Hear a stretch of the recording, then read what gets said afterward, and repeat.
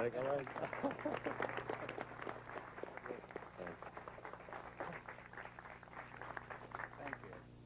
Well, let me begin by telling you what I plan to do with you today. First of all, I'm delighted to be talking to a young group. The first time I'm doing this in the United States. I mean, I can see all of you are very young, even the somewhat older looking ones, but you know, I plan to keep this as relaxed and as homely as possible. Someone has told you, I think this is going to be a retreat. Well, yes, a retreat of sorts. You know, this isn't a church where I think this is going to be more in the nature of a kind of a dialogue. I discovered something 10, 12 years ago, and it turned my life upside down, revolutionized my life. I became a new man. So this is what I'm going to share with you. Happy to share it with you in a special kind of way, though, because you might say to me, how come you heard this just 10 or 12 years ago? Hadn't you read the Gospel? Of course I'd read the Gospel, but I hadn't seen it. It was right there, but I hadn't seen it. Later, having discovered it, see, I found it in all the major religious writings. And I'm amazed. I mean, I was reading it, and I hadn't recognized it, hadn't seen it. I wish to God I'd found this when I was younger, like most of you. Oh, what a difference it would have made. So, how long would it take to give it to you? A whole day? Well, I'll be honest with you. A couple of minutes. I don't think it would take more than 2 minutes. Giving it to you wouldn't take more than a couple of minutes, I don't think. Grasping it or getting it might take you 20 years, 15 years, 10 years, 10 minutes, 1 day, 3 days. Who knows? Who knows? That depends on you. If you would bring one quality to this little session we're having here together today, just one. You need one quality to see what I sort of saw 10 years ago and what revolutionized my life. Various people have told me since then that their lives were pretty much revolutionized too. But not too many people, I'm sorry to say, very few. I tend to think that if about, let's say, 1,000 people are listening to me and one hears it, that's a pretty good average. Pretty good average. Is it difficult to hear? Is it difficult to understand? It's so simple, a 7-year-old child could understand it. Isn't that amazing? And in fact, when I think of it today, I think, why didn't I see it? I don't know. I don't know why I didn't see it, but I did. Now, maybe one or other of you might see it today or might see part of it.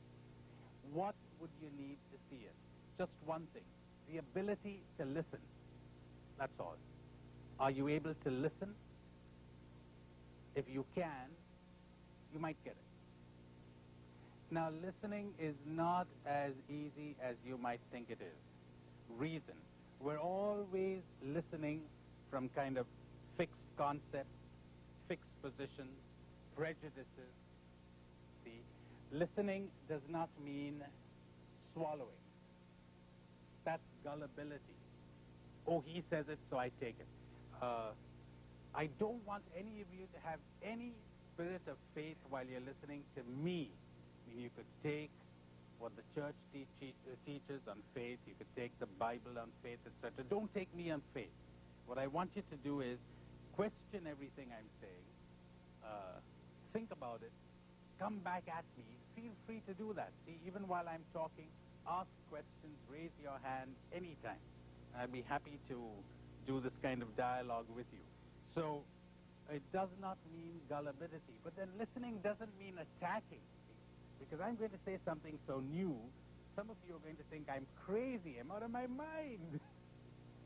So then you're going to be tempted to attack. If you tell a Marxist there's something wrong with Marxism, the first thing he's likely to do is attack you. You tell a capitalist there's something wrong with capitalism, he's up in arms. You tell an American, hey, you know, there's something wrong with the United States. And the same with the Indian, if you're attacking India, etc. Doesn't mean swallowing, doesn't mean attacking, doesn't mean agreeing. They tell me about a Jesuit superior who was a great success, see. So somebody said to him, how come you're such a great success as a superior? He says, very simple. The formula is simple. I agree with everyone. I just agree with everyone. They said, don't be absurd. How could you be a successful superior agreeing with everybody? He says, that's right. How could I be a successful superior agreeing with everybody? So it doesn't mean agreeing with me. You could disagree with me and get it. Isn't that amazing? It means being alert. You're alert, you're watching, you're listening with a kind of a fresh mind. That's not easy either. Listening with a fresh mind, without prejudices, without fixed formulas. See, like, just yesterday somebody told me the story of the guy who was told that, you know, the famous saying, you have an apple a day keeps the doctor away. Well, this guy was having an affair with the doctor's wife and was eating an apple a day. So, no, he got it all wrong. He got it all wrong. He was from a fixed formula, see, a fixed position. They tell me too of a priest who was sort of trying to convince an alcoholic parishioner that he ought to give up drink. So he gets a glass of alcohol, pure alcohol, and he gets hold of a bug, a worm, and he drops it into the glass. And the poor worm begins to wriggle and dies. And he says to the parishioner, you got the message, John? John said, yeah, Father, I got the message. I got the message. You know, you got a bug in your stomach, alcohol's the thing to take. Oh, you got the message. Yes. John wasn't listening, see. He wasn't listening. Well, I know a case where Father wasn't listening either, because they tell of the alcoholic who goes to the parish priest. The parish priest was reading the newspaper, didn't want to be disturbed. He said, excuse me, Father. Father was irritated. He ignored him. Excuse me, Father. Father says, what is it?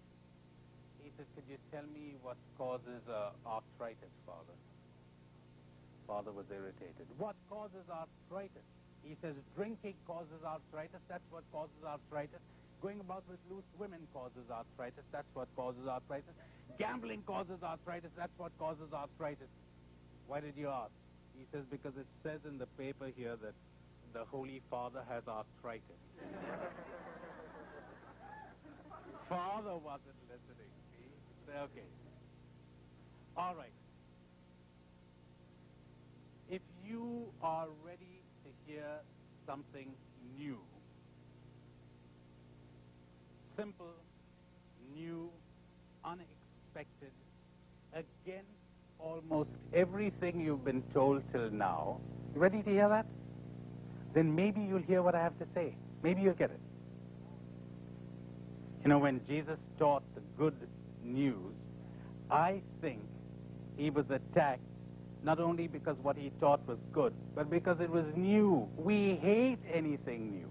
I hated anything new. Don't want to hear anything new. Give me the old stuff. We don't like the new. Too disturbing. Too liberating.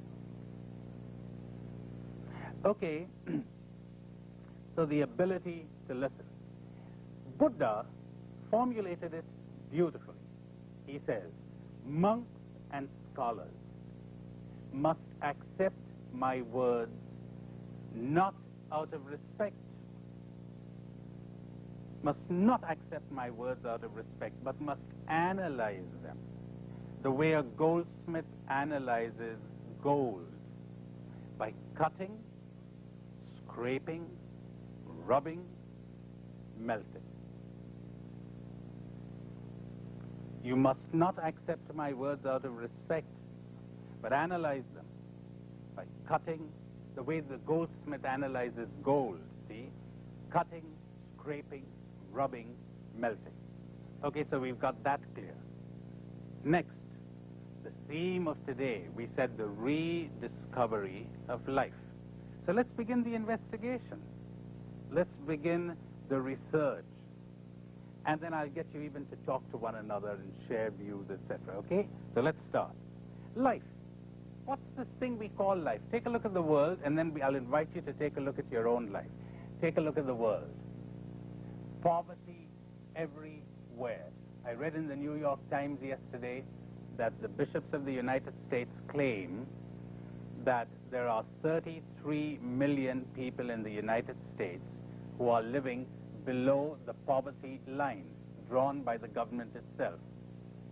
If you think that is poverty, you ought to come to other countries and see the squalor, the dirt, the misery. You call that life? Well, I've got news for you. I'll show you life even there.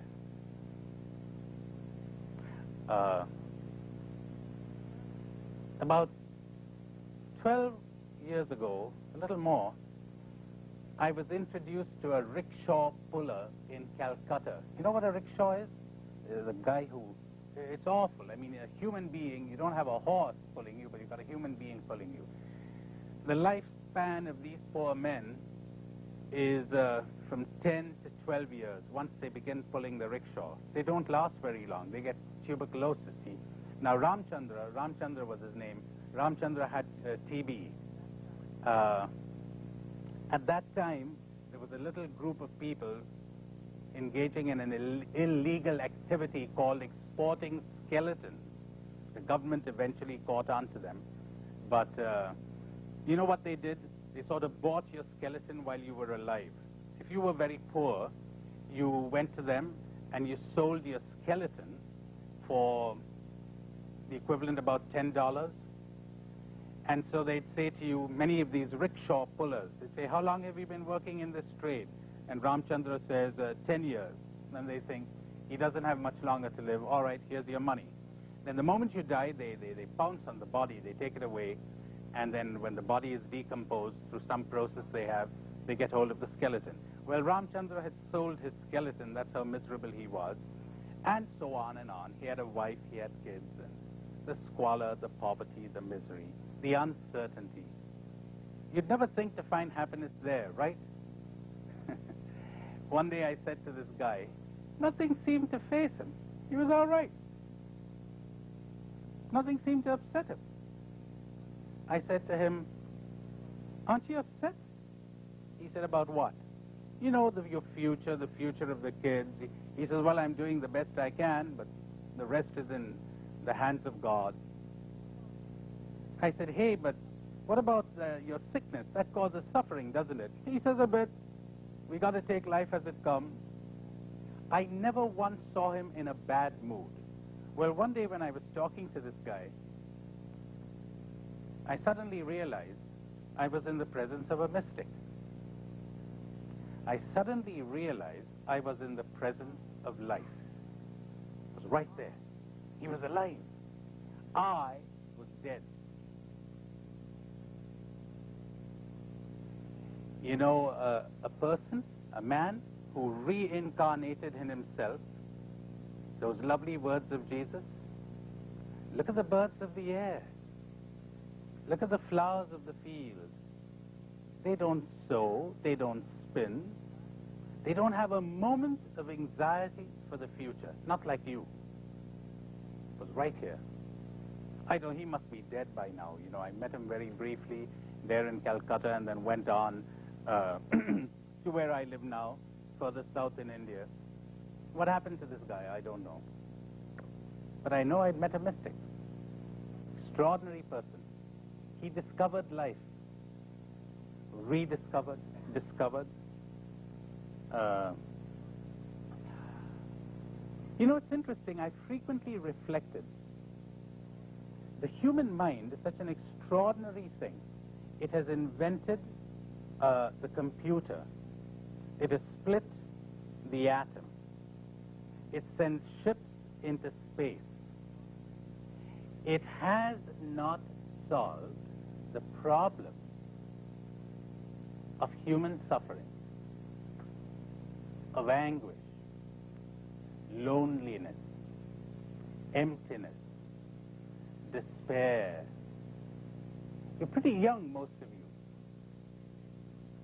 But I honestly don't think you're strangers to loneliness, heartache, emptiness, depression, despair. How come we haven't found the answer to that? We've made all kinds of technological advances. Has that raised the quality of our living by 1 inch? Want to know my opinion? No. Not 1 inch. Oh, we have more comfort, more speed, pleasures, entertainment, that's right, more erudition, greater technological advances. What I'm saying is, any improvement on that loneliness and emptiness and heartache, any improvement on that greed and hatred and conflict, less fighting, less cruelty? If you want my opinion, I think it's worse.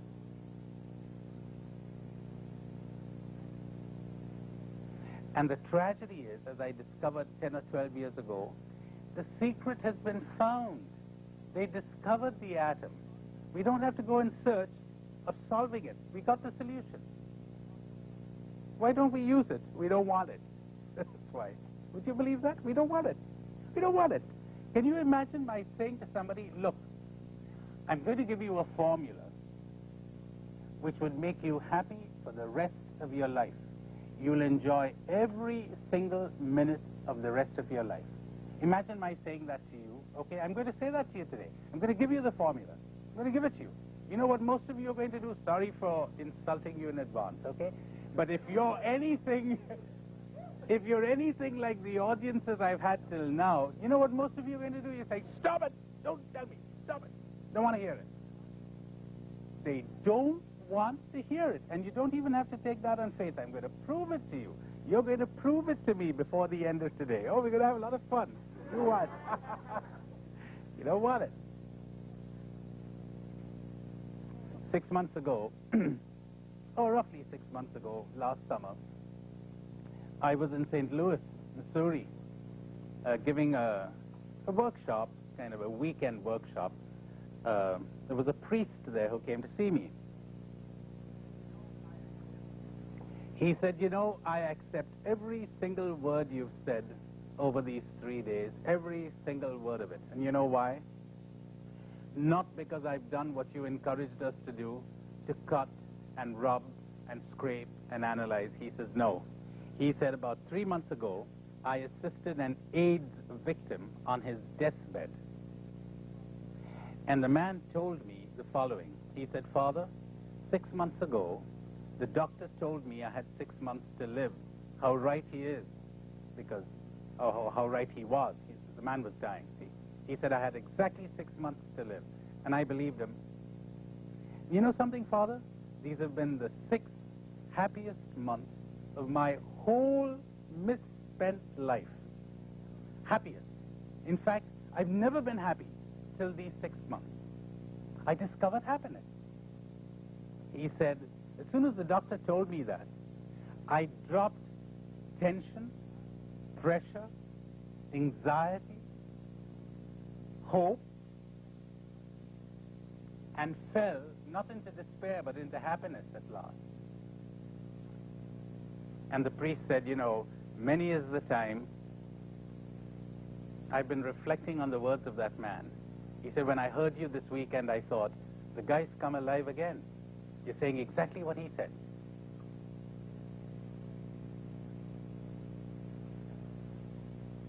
Here's another guy who had it, who found it. You're Christians, most of you. You know, I'm accustomed to talking to groups that are not Christians either. Then I generally take the Quran. Philippians. For whatever the situation I find myself, you've got it right here, the formula's here. Well, he doesn't tell you how to do it, that I shall supply. No, it's right here too. The formula's here too. How to do it is here too. But listen to what he says. For whatever the situation I find myself in, I have learned to be self-sufficient. What do you mean self-sufficient? You're not vulnerable. Yeah, there it goes. You'll be attacking me before the end of today. Yeah. For whatever the situation I find myself in, I have learned to be self-sufficient. I am experienced in being brought low, and I have known what it meant to have abundance. I have learned how to cope with every circumstance, how to eat well or to go hungry, to be well provided for or to do without.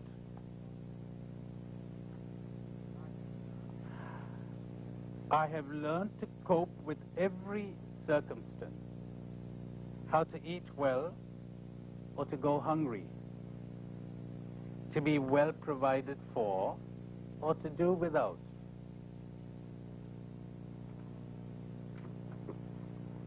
A little earlier he said, rejoice, always, rejoice in the Lord. Again I say it, rejoice. I think of Ramchandra in Calcutta. I think of that AIDS victim in St. Louis. That's what he's talking about. I had read it all my life and had never understood it. I mean, it was staring me in the face, didn't grasp it. Okay, let's suppose you want to grasp it. Let's suppose you want to see it. What do you have to do?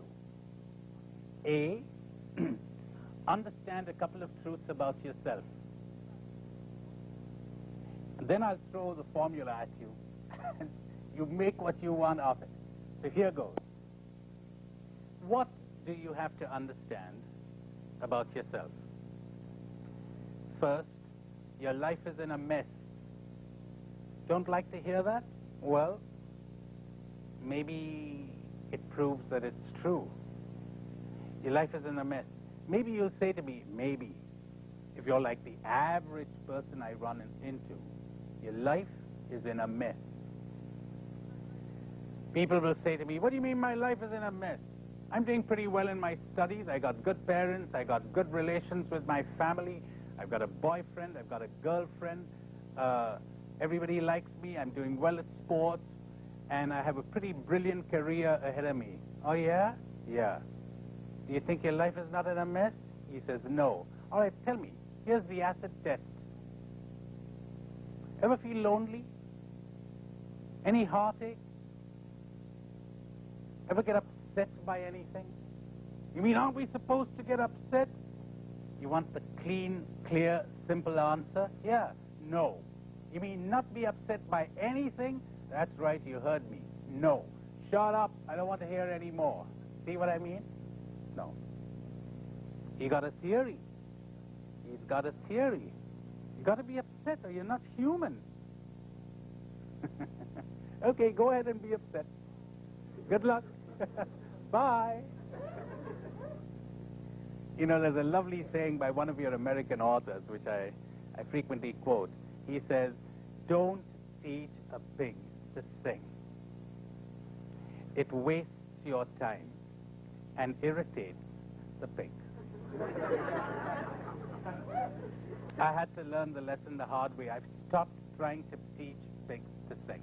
You don't want to hear what I'm saying? Bye. No argument. They don't argue. I'm ready to explain, ready to clarify. Why try to argue? Not worth it. So, ever suffer any interior conflict? You mean all your relationships are going well with everybody? Well, no. Your life is in a mess. You mean you're enjoying every single minute of your life? Well, not quite. Well, see what I told you? It's in a mess. Hey, wait a minute, the incarnation. Yeah, all right, bye. See you later, alligator. Why argue? I'm not interested in arguing with you, period. I know because I was doing that all along. Not interested in arguing. You either face the fact that your life is in a mess or you don't. You don't want to face it, I've got nothing to say to you. And your life is in a mess means you're a victim of heartache, at least occasionally. You feel lonely. There's emptiness staring at you. You're scared. You scared? Yeah. Your life is in a mess. You mean we're not supposed to be scared? No, sir, or madam, as the case may be. No, not supposed to be scared. About anything? About anything. But Muhammad was... Excuse me, we'll deal with Muhammad later. All right, let's talk about you. Fearlessness. You don't know what it means. And the tragedy is you don't think it's available. It's so easy to get. Since they told you it's not available, you never tried to find it. But it's right here all over the Bible, and you won't see it. Because they told you it's not available. You anxious for the future? Any whiff of anxiety, worry, upset? Yeah, you're in a mess. How about that? Want to clean it up? I'll clean it up for you 5 minutes, depending on how ready you are. You don't have to move out of that chair. You could be sitting in that chair and you could clean it up in 5 minutes. And I mean that. This isn't a sales gimmick. I mean it. It's so simple and it's so deadly serious that people miss it. And you can have it. You know, there's a... Do you know how they discovered the diamond mines in South Africa? It's a very interesting story. I read it some time back. This author says, I think it was an American, a guy, a white man, who was there in South Africa, was sitting at the hut of the headman of one of these South African villages. And he sees the kids there playing with what looked like marbles. And his heart skipped a beat when he recognized that those weren't marbles at all, they were diamonds. Picked a couple of them up. Diamonds. So he says to the village headman, he says, could you give me some of these? You know, I've got children back home who play this sort of game too, and yours are a bit different. Could you, I'd be ready to give you a pouch of tobacco for this. And the chief laughed. He said, look, this would be highway robbery. I mean, it would be real robbery to take your tobacco for these things. We've got thousands of them here. So he gave him a basket full. The guy comes back, goes back with a lot of money, buys up all of that land, and within 10 years, he's the richest man in the world. Now, that could be a parable. It's tragic, it's painful to think. I mean, I think back on my own life and I think, why did I waste it? I wasted it. In all kinds of wonderful things, believe me. Pastoral ministries, theological enterprises, liturgical services, etc., etc., etc. The more occupied we are in the things of God, we priests, the more likely we are to forget what God is all about. And the more complacent we're likely to become. That's the story of Jesus. Who do you think got rid of Jesus? The priests. Who else? The religious people. That's the terror of the gospel, see? All right, so now, I think I wasted it. I don't have a minute's regret. Why waste even a minute regretting the past, okay? But the fact is I wasted it. Reminded of that powerful story of the fisherman who goes out early in the morning to fish. And it's too, whatever, I don't understand these things, but apparently it's too dark or something. And his foot hits upon something that seems like a sack. So he picks it up, probably washed ashore from some shipwreck or whatever. Then he opens it and he can feel pebbles inside. So he takes these pebbles and he entertains himself till it's dawn, see? By flinging those pebbles far out into the sea and to see if he can judge from the plop how far he sent the pebbles. Well, when it becomes a bit light and the dawn begins to, or the day begins to dawn, he looks into the sack and he finds 3 precious stones there. God, they were filled with precious stones and he hadn't known it. Too late. Too late. Too late. Too late. Not too late. 3 stones still.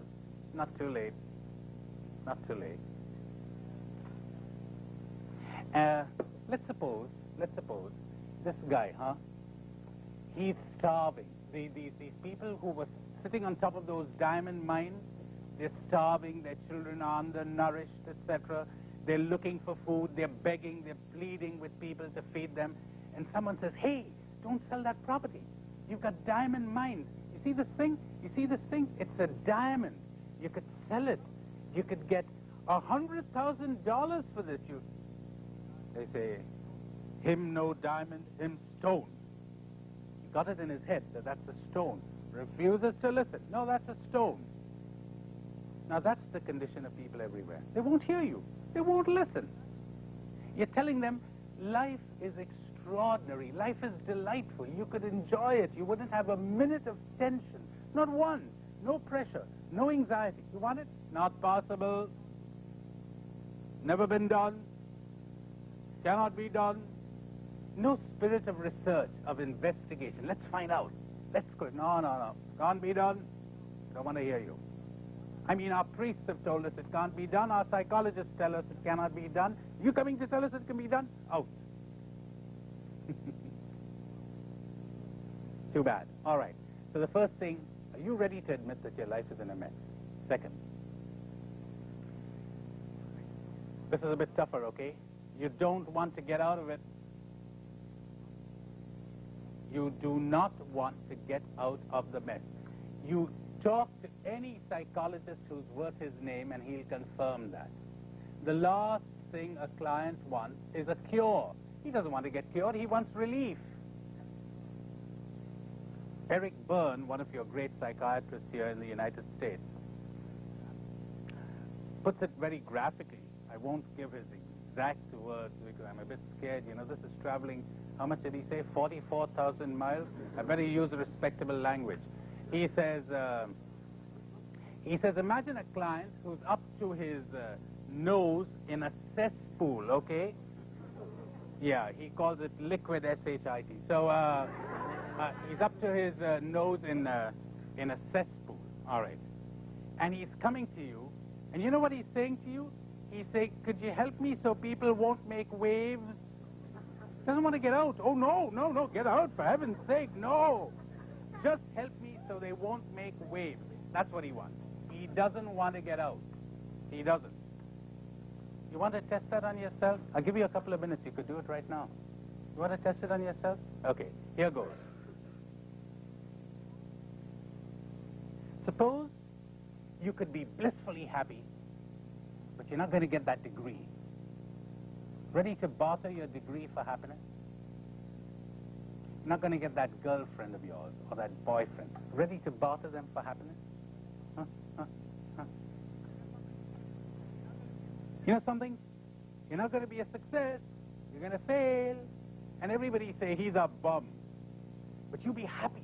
You'll be blissfully happy. Ready to barter the good opinion of people for that? Oh, no. I'll give you time to think about it later. Oh, no. No, sir. Or madam. Told about that Chinese student who was learning English. And he learned it from a book, of course. The poor kid. And this lady says, would you have a cup of tea? He says, yes, sir, or madam, as the case may be. So there it is. So no, sir, or... So anytime I say no, you could take the madam for granted, as the case may be, all right? So, no, sir, he's not ready. When I was in Syracuse last summer, I read a nice ad that says, you know, there's this girl holding on to a boy, the ad in the newspaper, and she says, I don't want to be happy. The only happy people I know are in a lunatic asylum. I want to be miserable with you. See what I mean? I don't want to be happy. I want to be miserable with you.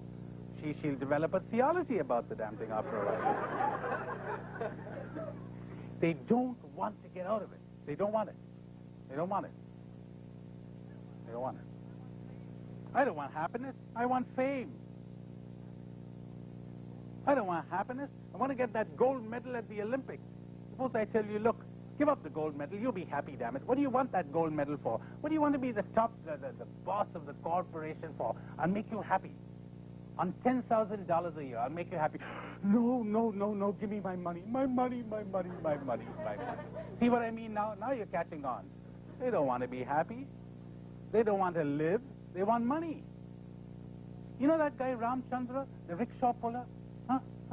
He lived like a king. He lived like a king. I mean it. I mean it. Foreign aid is fine. He didn't need foreign aid. Not to live. He needed foreign aid for comfort. He needed it for health. Not for life. He might have needed it for longevity, which means, you know, a long life. But you call that life? Long existence. Not to live. He was living. I was dead.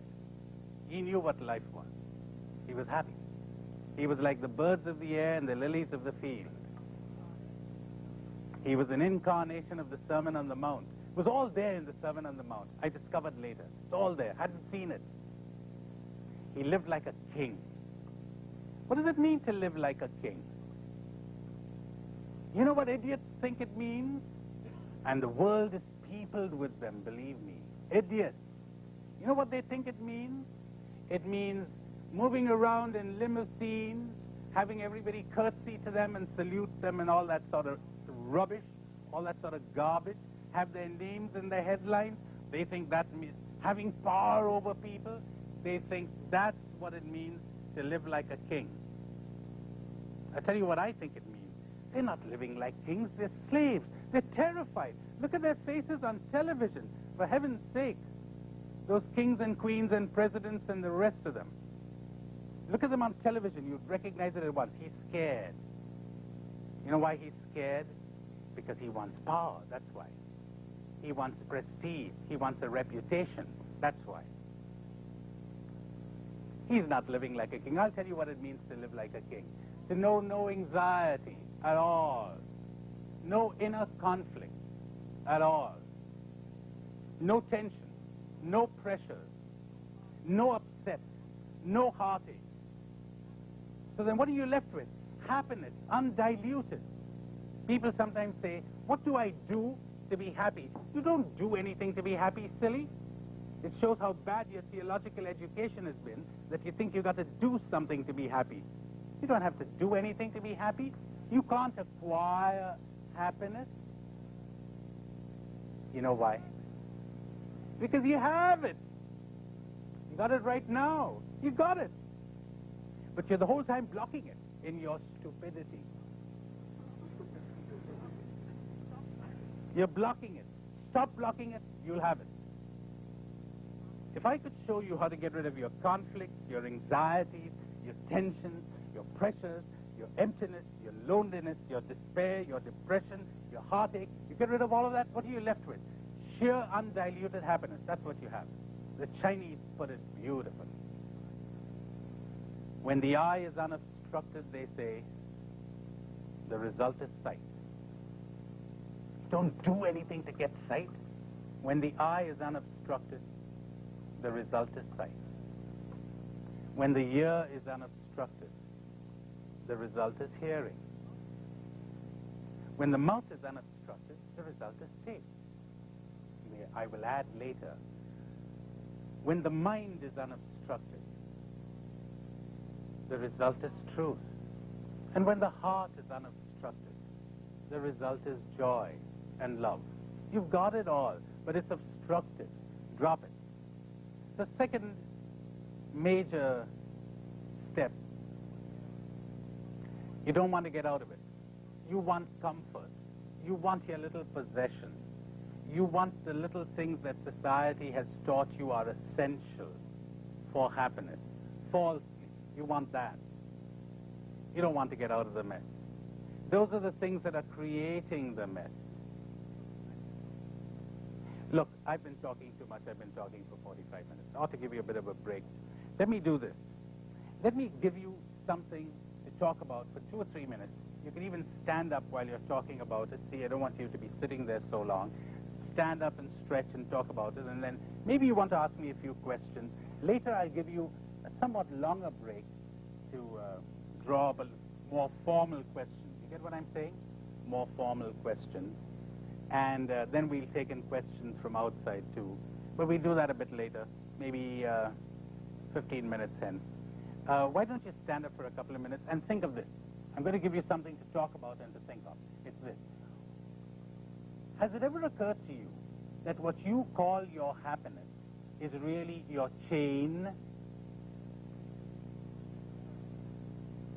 Has it ever occurred to you that what you call your happiness, just think, what do you call your happiness? You're calling somebody your happiness?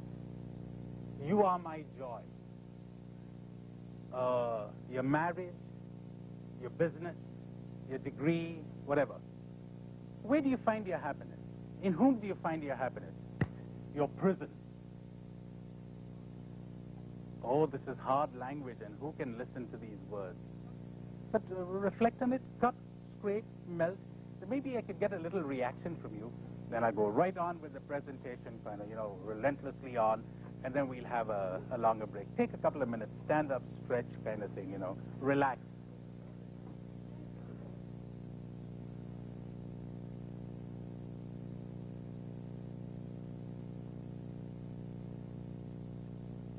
Let's pick up the thread again.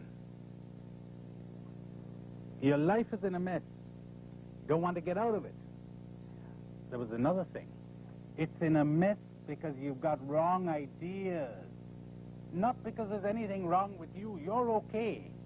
And I'm okay, you're okay. We're all okay. We're great. There's nothing wrong with us. They put wrong ideas into our heads. Somebody did. We needn't spend too much time trying to catch the culprits. But anyway, the fact is you got wrong ideas. It's like somebody gives you a stereo set and you get a manual of instructions that comes along with it. Well, they didn't give us a manual of instructions when they gave us the gift of life. Or let's put it the other way. They gave us the manual of instructions. It was all wrong. So you're not getting music. You're getting scratchy sounds. You're getting upset. You're getting conflict. You're getting loneliness. You're getting emptiness. Oh, it was right there in the Bible, but very few people read it, really. They think they do. But they miss the point. I missed the point. Maybe I'm an unusually big idiot, but I discovered lots of company after a while. They missed the point too. They didn't get it. All right, so what is the point? Now, there are many ways of putting the formula. I'm going to give you the simplest I found. I'm going to give it to you in the words of old Buddha. Why did I choose him? Because his is the simplest of all. But you find it everywhere. It's the simplest of all. Enunciated with limpid clarity. You're probably going to disagree with it, but you can't miss the point. Here it is. The world is full of sorrow.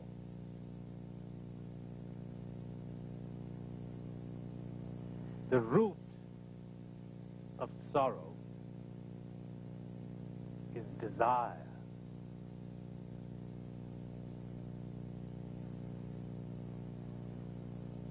The uprooting of sorrow is desirelessness. Oh, I'm looking at your faces. It's wonderful. You're thinking. That's great. That's great. And you're thinking wrong. That's awful. Isn't it wonderful? Because I know how I used to react to this. The world is full of sorrow. Great. Right. Agreed. The root of sorrow is desire. Well, all right. Now, what are you going to conclude? The uprooting of sorrow is desirelessness. So I'm going to be a vegetable? How do we live without desires? Ah, you got it. See, I got it. Let's give you a better translation. I don't think Buddha would be so foolish and stupid as to say we ought to have no desires, for heaven's sake. I wouldn't be here if I didn't have the desire to come here, right?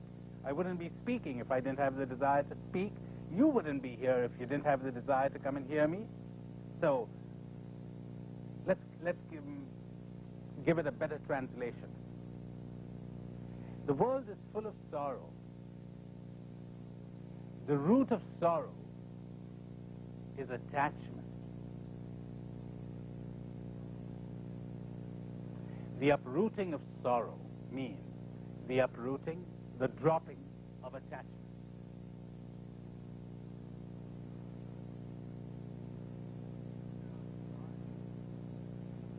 You know, there are desires on whose fulfillment my happiness does not depend. You got lots of desires on whose fulfillment your happiness does not depend. Or else you'd be climbing walls, you'd be nervous wrecks. All of us have two types of desires. We got desires, you know, we desire all kinds of things, and gee, we're happy to get them. And we don't get them, okay, too bad. We're not unhappy. But we've got other desires. Good Lord, if we don't get that, we're going to be miserable. That's what he calls an attachment.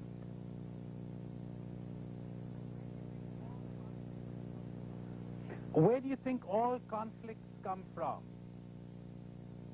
Attachments. Where do you think greed comes from? Attachments. Where do you think loneliness comes from? Attachments. Where do you think emptiness comes from? You got it, same cause. Where do you think fears come from? My, how clever you're becoming. Attachment. No attachment, no fear. Ever thought of that? No attachment, no fear. We're going to take your life. Go right ahead. No attachment to life. Happy to live. Happy to let go. You think that's possible? You know something? People have attained it. So it is possible. Want to attain it yourself? Attachment. Sorry, sir, you have AIDS. You only have 6 months to live. Just 6 months? Boy, that's a lot of time to live. That's wonderful. Happiness. Hey, this guy got no attachment.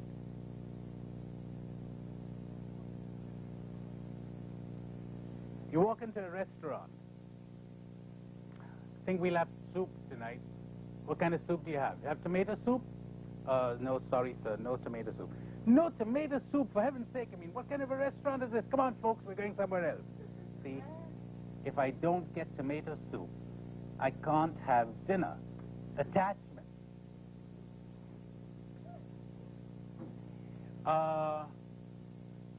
What kind of soup do you have? Tomato soup? No tomato soup. But what do you have? Well, we got sweet corn, we got mushroom soup, we got chicken broth, we got... Pretty good, I like all of those. How about mushroom? Let me slip in another little secret. I'm going to cheat on old Buddha right now and slip another little one in while we're on this point. You know, when you enjoy the scent of 1,000 flowers, you're not going to feel too bad about the absence of one. Nobody ever told you that in your culture, did they? They didn't tell me. When you enjoy the taste of 1,000 dishes, you're not going to feel too bad about the absence of one. Do you recollect being educated to enjoy 1,000 dishes so that nothing upsets you? See, we missed that, we got this. What do you know? Oh, no, no, no, you got to get this.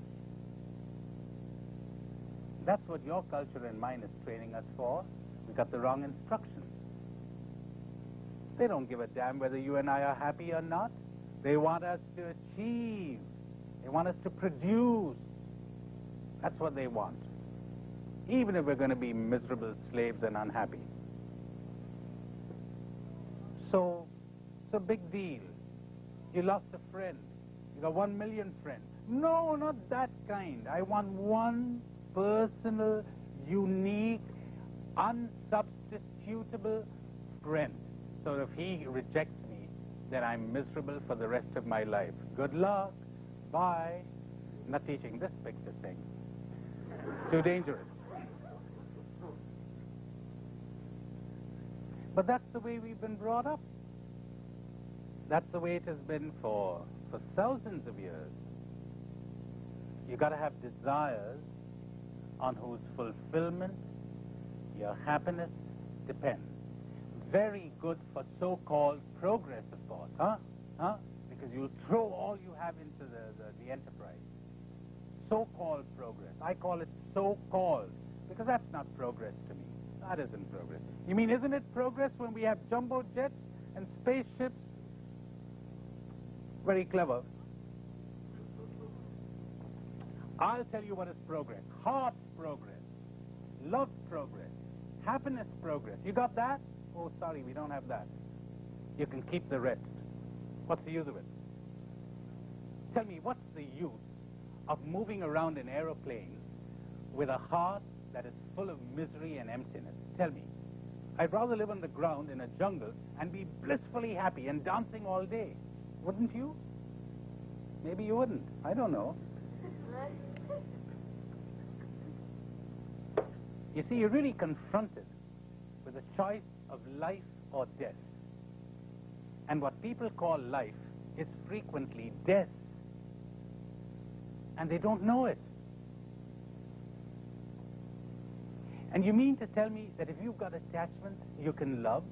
The biggest enemy to love, attachment. Desire, in the sense of attachment. You know why? Because if I desire you, I want to possess you. I can't leave you free. I got to get you. I got to manipulate you so that I can get you. If I desire you in this way, I'm going to manipulate myself so that I can hoodwink you into getting you. You following what I'm saying? Clear enough? Oh, yeah, you're on. All right, wonderful. So, then I got fear. You call this love? You call this love? I mean, you're lacking intelligence. Love, for heaven's sake. I'm not leaving you free. I'm not leaving me free. I'm manipulating you. I'm manipulating myself. I'm trying every means to get you. And there's fear. And so it is said so beautifully. Perfect love casts out fear. No fear in perfect love. You know why?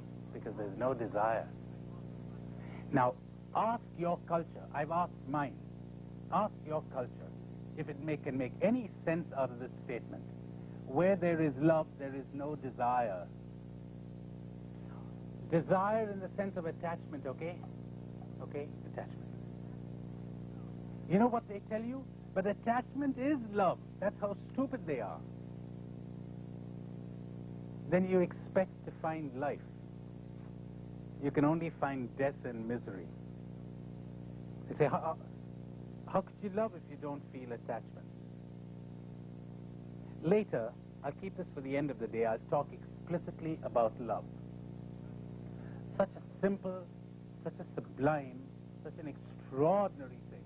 And I rarely run into anyone, believe me, I'm serious, I mean every word I'm saying. I run into all kinds of people. I run into people of all kinds of religions, and I run into Catholics and non-religious people, you know, people who are atheists or whatever. And I run into Catholics or lay people and priests and sisters and bishops. And I rarely run into someone who knows what love is. They got the wrong instructions. So when I tell them, hey, how could love be attachment? They're arguing about it. And then, of course, after 5 minutes, they say, you're right. You mean you've lived 55 years, you've written books on theology, and you haven't seen this? He says, no. Well, I'll give you some comfort. I lived about as much as you did, and I hadn't seen it either, if that's any comfort to you.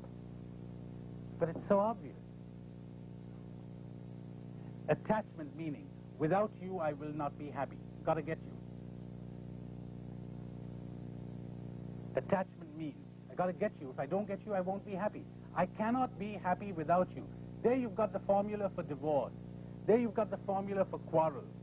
There you've got the formula for friendships falling apart. I cannot be happy without you. I need you for my happiness. By damn, I'll do everything to manipulate you to get you. Love means I'm perfectly happy without you, darling. It's all right. And I wish you're good. And I leave you free. And when I get you, I'm delighted. And when I don't, I'm not miserable. What do you know? I have learned to be self-sufficient. I'm standing up on my own 2 feet, not leaning on you. And you know, if I get money, that's wonderful. And if I don't get money, I'm not depressed. I'm happy. And you know something else? When you go away, I don't... Maybe it's too soon to say that here, but anyway, I'll risk it. I don't miss you. I don't feel pain. Where there is sorrow, there is no love. Tell me, when you grieve, whom are you grieving for? Who's lost? Self-pity? Oh, don't call it that. You're telling the truth now.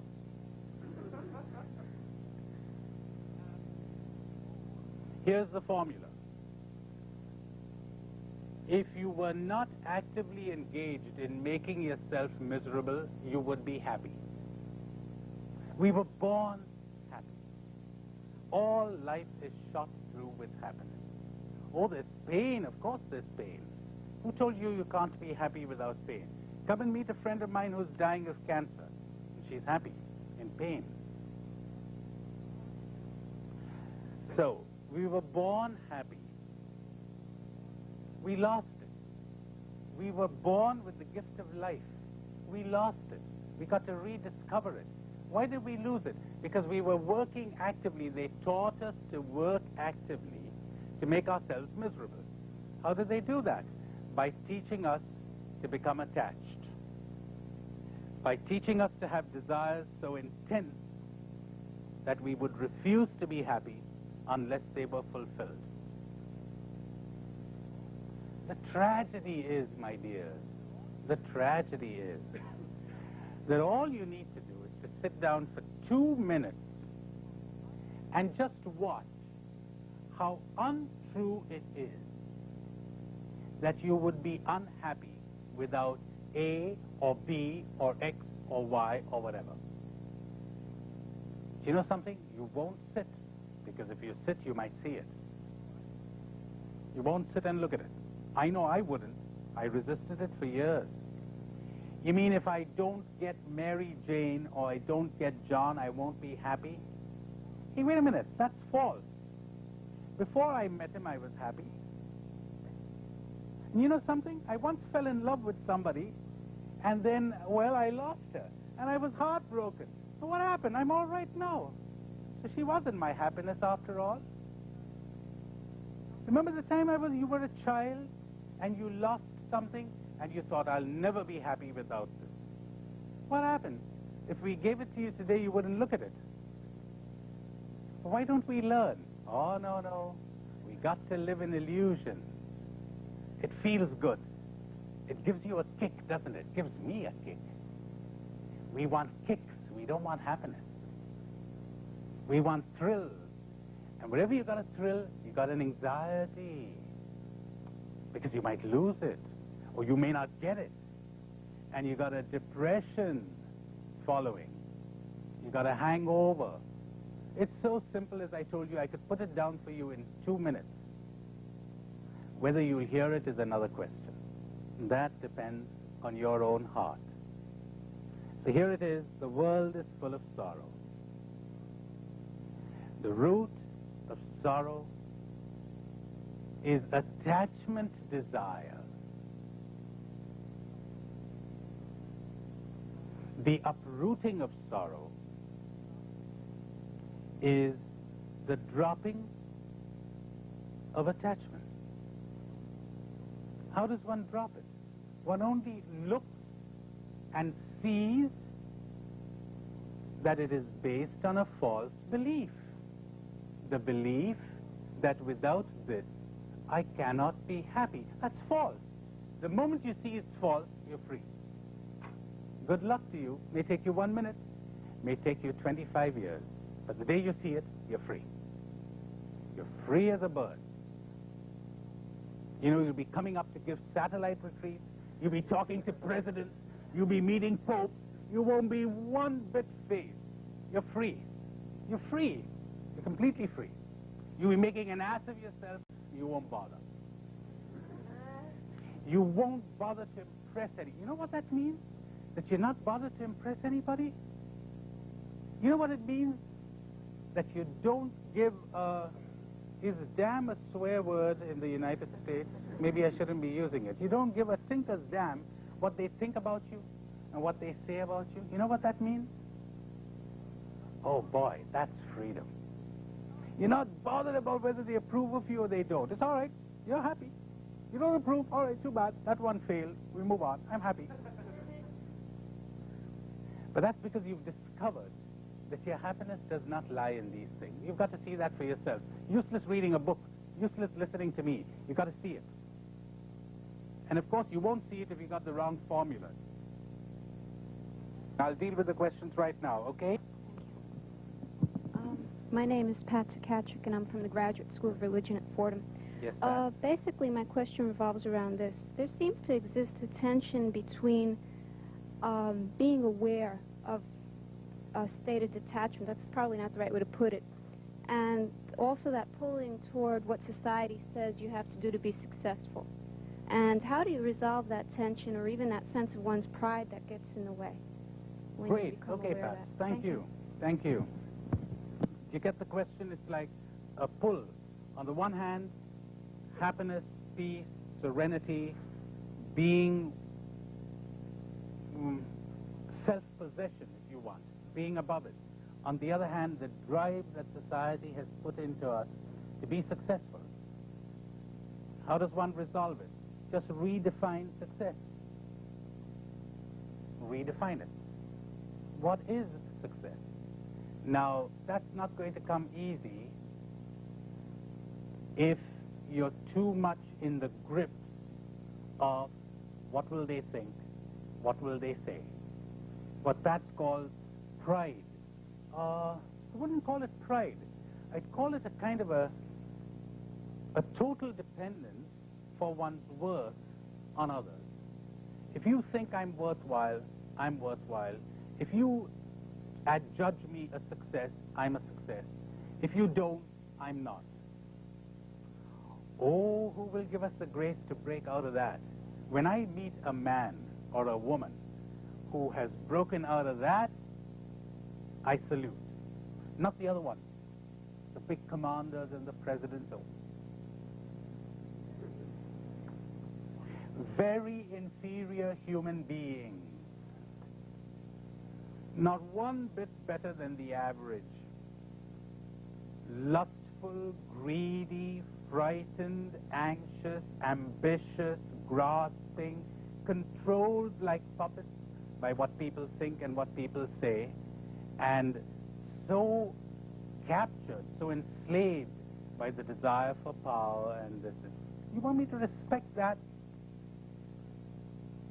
But then I run into a guy like Ramchandra. My, he has my admiration. I run into the kind of person, this AIDS victim in St. Louis. I didn't have the privilege of meeting that man, but that man has my admiration. See, we're admiring the wrong things, Pat. And this goes for most of our religious institutions. They say, you got to make it. And they're so honored that an ex-alumnus has become blah. Is this what we value? See? So, or do we value the person who has broken out of the clutches of society? Do we value riches? Like you're giving $1 million, you get the front row. Christian institution, did you say, Father?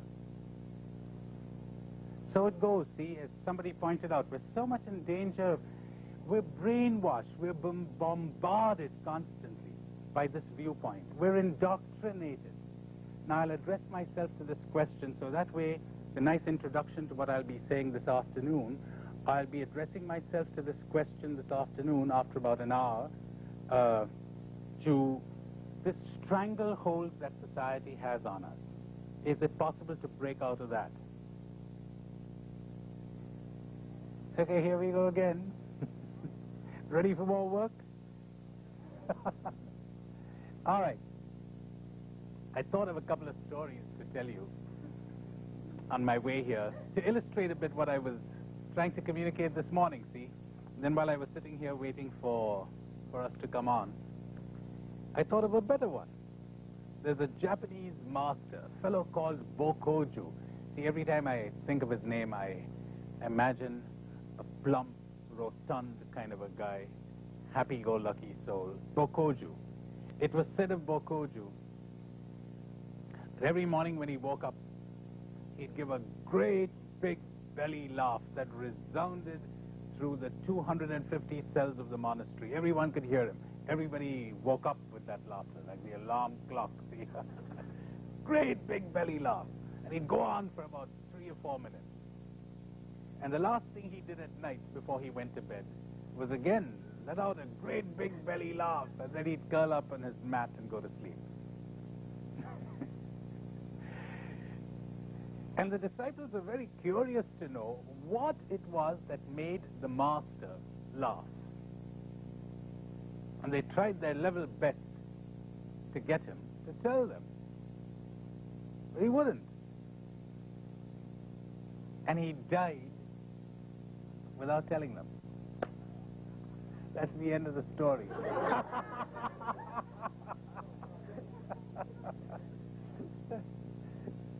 So all kinds of people have been trying to figure out what was it that made him laugh. I got a couple of hunches myself. You know, we have an Indian mystic called Kabir. Kabir has some extraordinary mystical poems. And one of them begins with the line, "I laughed when they told me that the fish in the water is thirsty." How about that one? I laughed when they told me that the fish in the water is thirsty. You mean you're in the water? Mm-hmm. You're a fish? Mm-hmm. You're thirsty? Oh, come on. But we are, aren't we? Or another line that I read last summer, somewhere here in the States, of an African hunter, an American hunter who would be hunting in Africa. He said he lived with some natives there, and whenever they were in danger, he said it was quite extraordinary. They'd look at us white men, says this man, with a strange kind of curiosity when they saw fear in our eyes. It was incomprehensible to them, to this particular group of natives, okay? It was incomprehensible to them, says this writer. Like looking into the eyes of fishes who were afraid to get drowned. That's pretty good, too.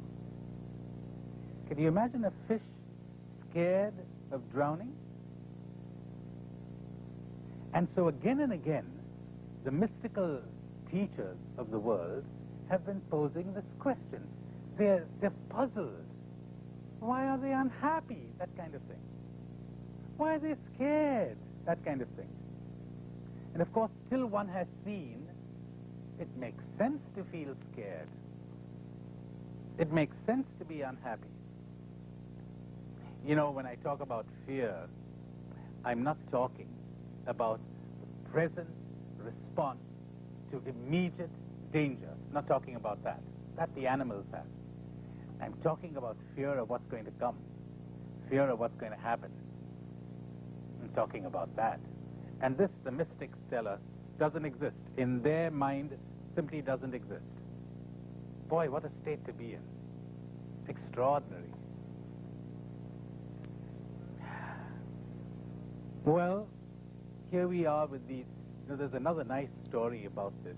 There's this camel trader, an Arab, who's walking across the Sahara Desert, and they pitch tent for the night, and the slaves, drive pegs into the ground and tie the camels to the pegs. Then they come in to say to the master, there are only 19 pegs, and we've got 20 camels. How do we tie the 20th camel? And the master said, these camels are stupid animals. Just go through the motions of tying the camels, and he'll stay put all night, which is what they did. And the camels stood there, convinced that it was... And next morning, when they lifted tent and they continued on their journey, the slaves came to complain that all the camels were following except this one. This one refused to budge. And the master said, "You forgot to untie him." They said, "Oh yes." So they went through the motions of untying him. That is an image of the human condition.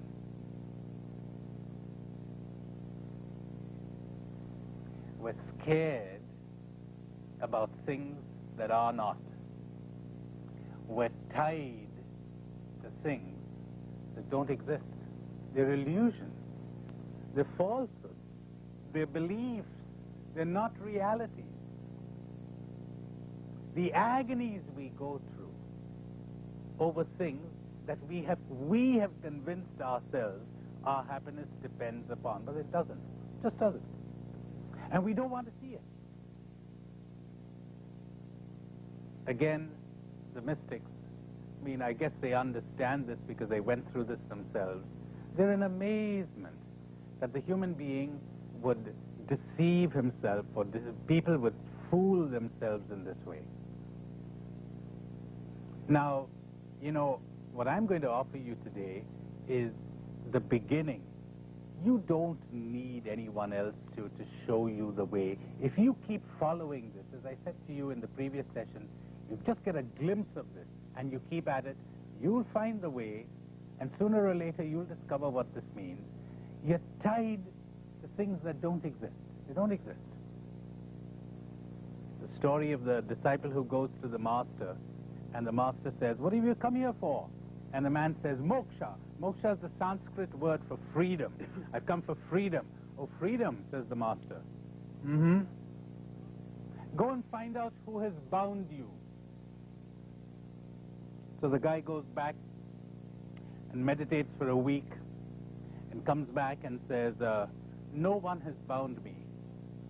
"And what do you want freedom for?" says the master. And in that minute, the disciple's eyes are opened and he attains freedom. He attains liberation. "What have you come here for?" "Freedom." "Go and find out who has bound you." "Well, no one has bound me." "Then what do you want freedom for? You're free already. Why do you seek it?" But you don't understand it because you've tied yourself with all kinds of imaginary chains.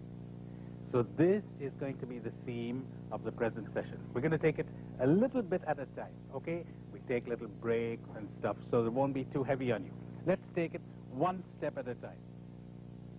There's one of these Beatles, Lennon I think his name is. I read a marvelous sentence of his. Marvelous sentence.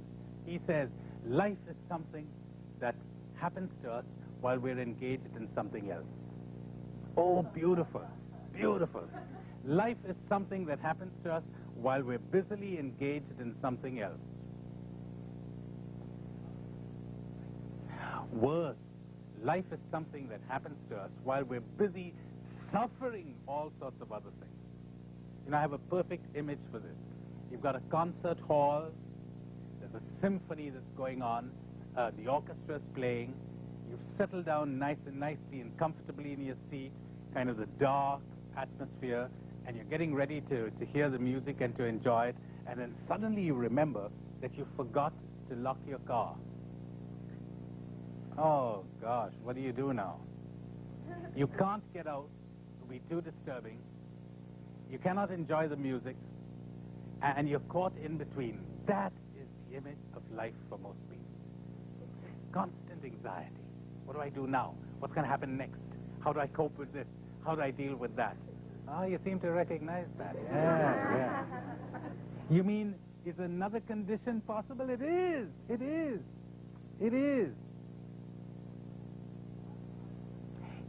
What are you religious for? What is the use of your religion if it isn't giving you this? You got the dogmas right, you got the beliefs right, you got the ritual right, you got everything right, but your life is all wrong. What's the use of it? You got the menu, but you got no food to eat. What's the use of it? You got all the Lord right, but there's no life, huh? Why do you call me Lord, Lord, and not do what I'm telling you? What's the use of it if you don't know how to use it? So here goes. How does one use it? Let's begin with, you're upset. Remember we talked about upset this morning? You're upset because of your attachment. So let's begin concretely. If you remember nothing else from today except what I'm going to say in the next 5 minutes, that'll be worthwhile. You're upset. What is it that upset you? Somebody died, somebody betrayed you, someone rejected you, you lost something, your plans have gone awry, something's gone astray, whatever. Can you think right now, even as I'm talking, of something that has upset you in the recent past? Go on, do it. I'm going to give you 3 or 4 seconds to do that. Think of something that has upset you in the recent past or is upsetting you right now.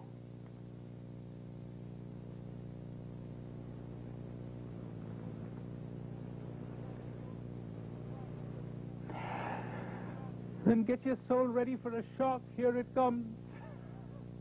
I say it just like it is. I'm going to lob the bomb right into your midst. Listen to this. Nothing in reality, nothing in life, nothing in the world upsets you. Nothing has the power to upset you. Did anyone tell you that? All upset exists in you, not in reality. You could underline the word all. All of it, all of it, all of it. All upset is in you, not in life, not in reality, not in the world. It's in you.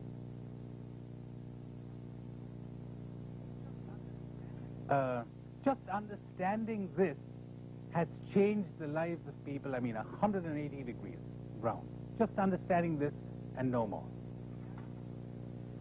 Reality is not upsetting. Reality is not problematic. If there were no human mind, there would be no problem. All problems exist in the human mind. All problems are created by the mind. Somebody said to me in Denver last summer, wouldn't there be some problems that exist in reality and not in me? I said to him, if we take you out of there, where's the problem? No problem. Now, to me, this is a truth so simple, a 7-year-old child could understand it. But I've met people, who are doctors in all sorts of things, but they never understood it. Never understood it. They just took for granted that problems exist in the world. Problems exist, or by problem I mean something that upsets you, okay? I'll repeat that. By problem, I mean something that upsets you. They think it exists in the world. They think it exists in other people. They think it is in life. No. It's in them. As simple as that. Nothing has the power to upset you. Now I'll work that out concretely. Somebody broke their promise, okay? You're upset. What do you think upset you? Broken promise? Because I could bring another individual here in your place, and she or he is faced with a broken problem, a broken promise, and is not upset. How come you got upset? Now you choose to think, you were trained to think, there was the broken promise that upset you. It wasn't the broken promise. It was your programming. It was your training. You've been trained to upset yourself every time you're faced with a broken promise. You're planning a picnic on Sunday, and the picnic gets rained out. Where do you think the upset is? In the rain or in you? In the rain or in your reaction to the rain? I'll repeat that. The upset feeling is not caused by the rain, but by your reaction to the rain. Someone else would react differently. No upset. Of course, you can see that I'm building on this morning's statement. If you had not made your happiness depend on it's not raining, you wouldn't react this way, right? But you've been trained, you and I have been trained to make our happiness depend on certain things. And so when those things don't happen, thanks to our training, thanks to our programming, thanks to that false belief, if this doesn't happen, I'm not going to be happy, well, what do you know? We upset ourselves. Some very interesting examples of this. Let me give you examples from other cultures.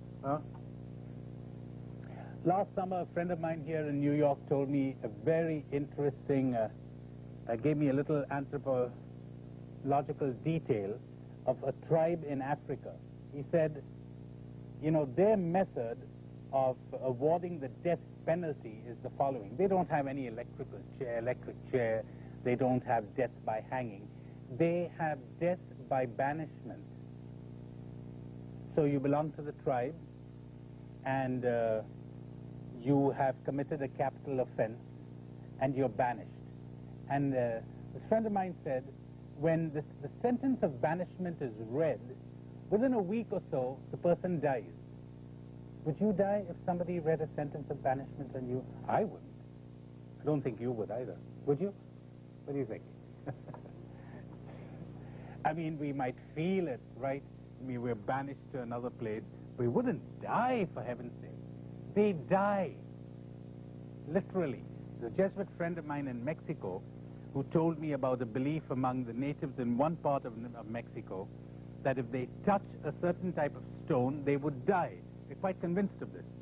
So there was a youngster who was running, it seems, and then his foot touched this kind of cursed stone.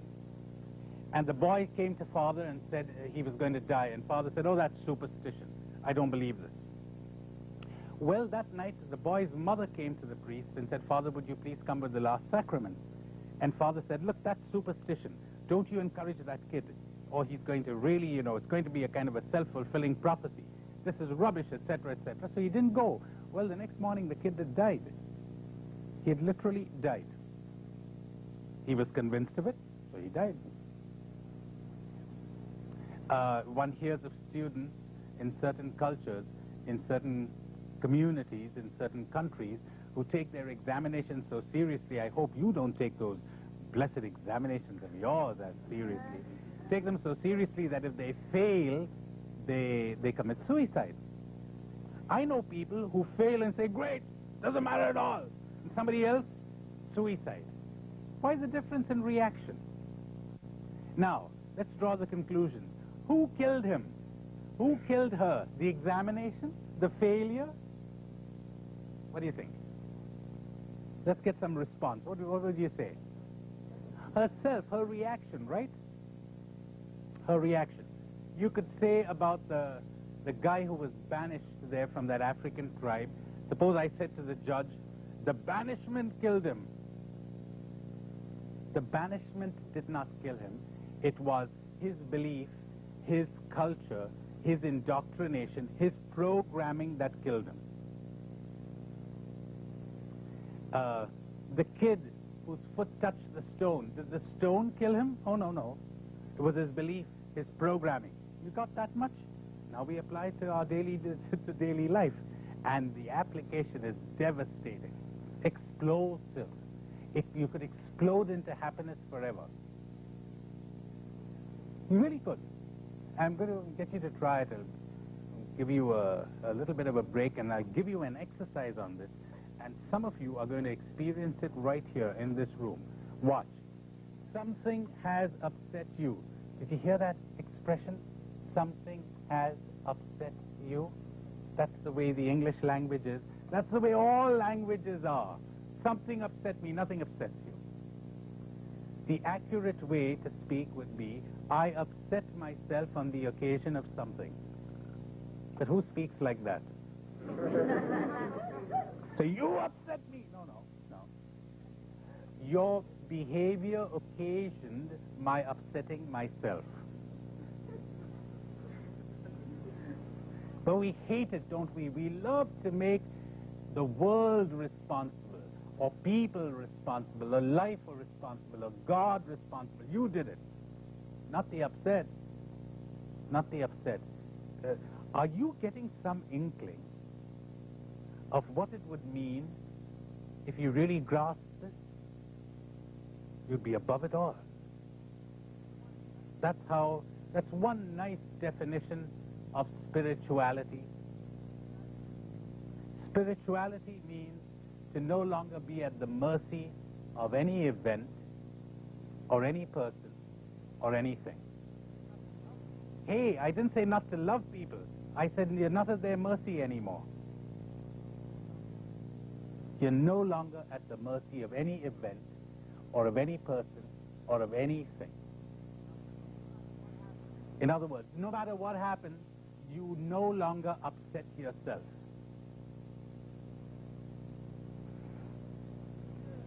I was spending years, studying spirituality, writing about it, reading books on it, taking courses on it.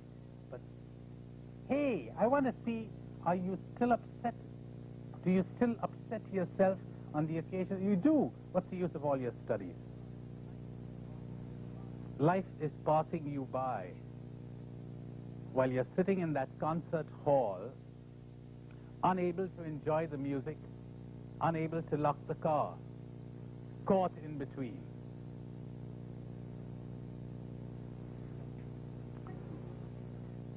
All right, now let's see if we could work this out concretely. If you could give me 2 or 3 examples of upsetting, what we generally call upsetting situations or upsetting persons.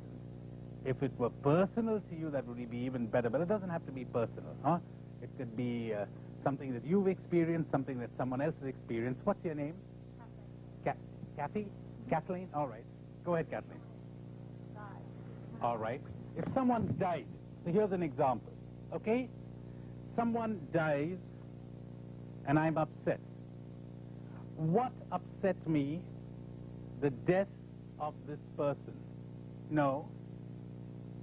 If I'm upset by it, I've been programmed to be upset when someone dies. Now, take your time for that. That goes against everything your culture and mine has taught us.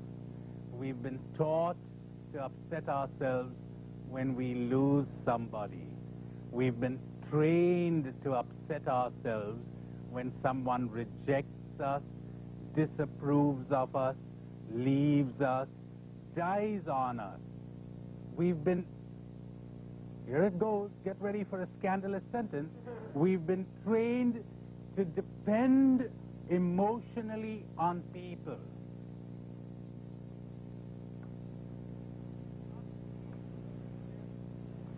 To not be able to live emotionally without people. I stress emotionally.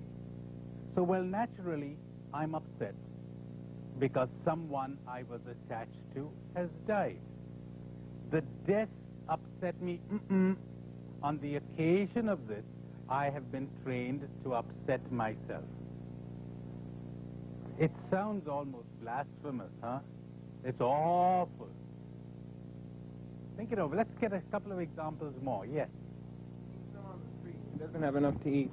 All right. Excellent. Okay, say it again. Seeing someone on the street who doesn't have enough to eat. Seeing someone on the street who doesn't have enough to eat. That's a great example. Because it seems like, look, we ought to be upset. Now, let me take that slowly, all right? I see someone on the street who doesn't have enough to eat. Is that an evil? What do you think? Yes or no? Yes, obviously. Ought I to do something about it in as much as I can? Yes or no? Good, great. So far you're getting all the right answers. I'm going to catch you. Watch out. Third, do I need to upset myself in order to swing into action and do something about it? Great. My, you're getting A's everywhere. You know, there's an assumption that if you don't upset yourself, if you don't train people to upset themselves, they're not going to do anything. But look, here's someone who doesn't have enough to eat, and that's a calamity. Now you've gone and upset yourself. We got two calamities. Could we deal with this calamity without having another one added? But you know, lots of people cannot even conceive of their swinging into action without their first upsetting themselves. It's something like this. You're standing in a line. Somebody breaks the line. Now look, you want to take action? That's fine. You want to say it's wrong? You're right. You want to do something about it? Do. You want to push him away? That's fine. But you know what you're doing? You're saying, you misbehaved, so I'm going to punish myself. Look how logical this is, okay? Because when because I say to people, why do you have to get upset? They say, that isn't human. It isn't human. Look what you're doing. He misbehaved, right? So good. So what you're going to do is raise your blood pressure, lose your peace of mind, miss your sleep tonight. Say, look, since you misbehaved, I'm going to... Why would you punish yourself? You're innocent. But you think people would understand this? I mean, educated people, so-called reasonable people, their culture is built on this. How could you not upset yourself? You mean you're not upset? No. But you're planning to do something, evidently. Oh, yeah, very much so. But you're not upset. No, why should I upset myself? Why should I punish myself? Because he misbehaved.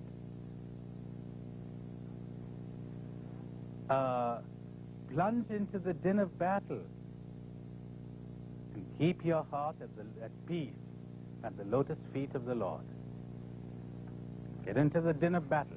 But there's a fear, see? The people who trained us, the people who programmed us, feared that if we didn't upset ourselves, we wouldn't do anything. It never occurred to them to realize that when you upset yourself, you have less energy to do something, and you have less perception. You're not seeing things right anymore. You're overreacting. I know nothing about boxing, but they tell me that the last thing a boxer in the ring ought to do is to get upset or lose his temper, because then he's lost the match. And they tell me, too, that the first thing his opponent is trying to do is to get him to lose his temper. So then he loses coordination and perception. And how often people who get into social projects, great projects for the welfare of others, they get so involved emotionally and so upset that they destroy the very work they set out to do. They lose perception. They overreact. One more example. Let's see. Any other examples? Yes. Okay. Great. All right. Give me a name. Maureen. The question is, suppose there's a crime done against you. Shouldn't you be upset about that? I know, it's like people have stolen something from you. Hey, did you say your name is Maureen? Maureen, we didn't say don't do anything about it. Ah, okay, all right. Now, how about that? There's a crime done against you. Does that justify your now upsetting yourself, right? Yes or no? Does it justify your upsetting yourself? No. But look, it seems almost unrealistic to even think in these terms. Now do you understand what I was saying this morning, that when you begin to talk to people, they don't want to hear. They say, oh, get away, you're crazy, you're mad, get away. All right, bye. Does this remind you of a gospel sentence? When they don't want to hear you, go away, go somewhere else. Don't waste your breath. They don't want to hear. They don't want to be happy. They don't want to change. All right, let them be.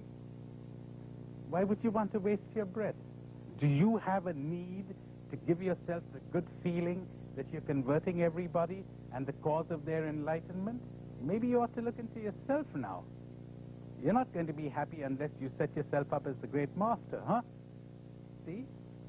They don't want to hear. Great, all right. That's their responsibility. So, every time, let's word it this way. Nothing in all of this world has the power to upset you. Nothing. As a matter of fact, nothing has ever upset you. Nobody has ever hurt you. How about that one? My, you're not going to like this. Oh, no. You mean nobody hurt me? No, no one ever hurt you. You stupidly hurt yourself. Now that brings me to part 2.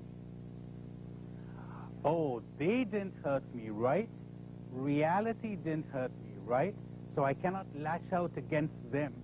So who did the damage? Oh, me. Me hurt me?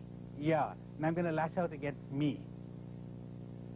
I'm going to hate me for doing this. You getting what I'm saying? Why do I do this? I'm getting angry with me.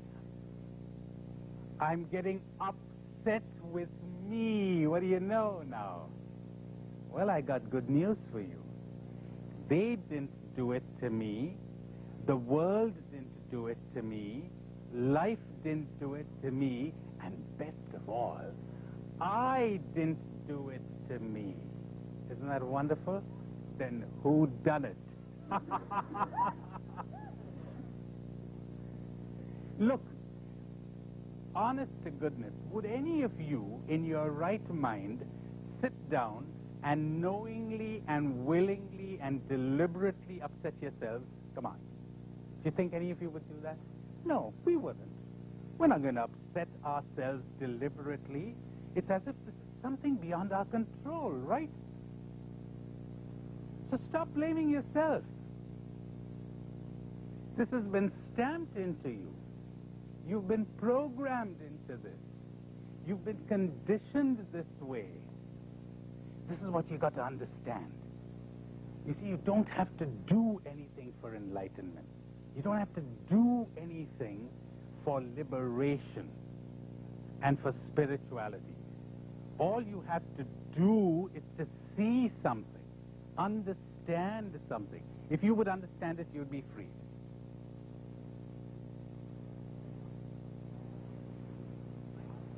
So, I'm upset. I've upset myself. They did it to me. Wrong. I did it to me. Wrong. It's my programming that's doing it to me. It's the culture that's doing it to me. This is the way I've been brought up. This is the way I've been trained. That native in that part of Africa is banished. The sentence killed him. Wrong. He killed himself. Wrong. It was his programming that did it.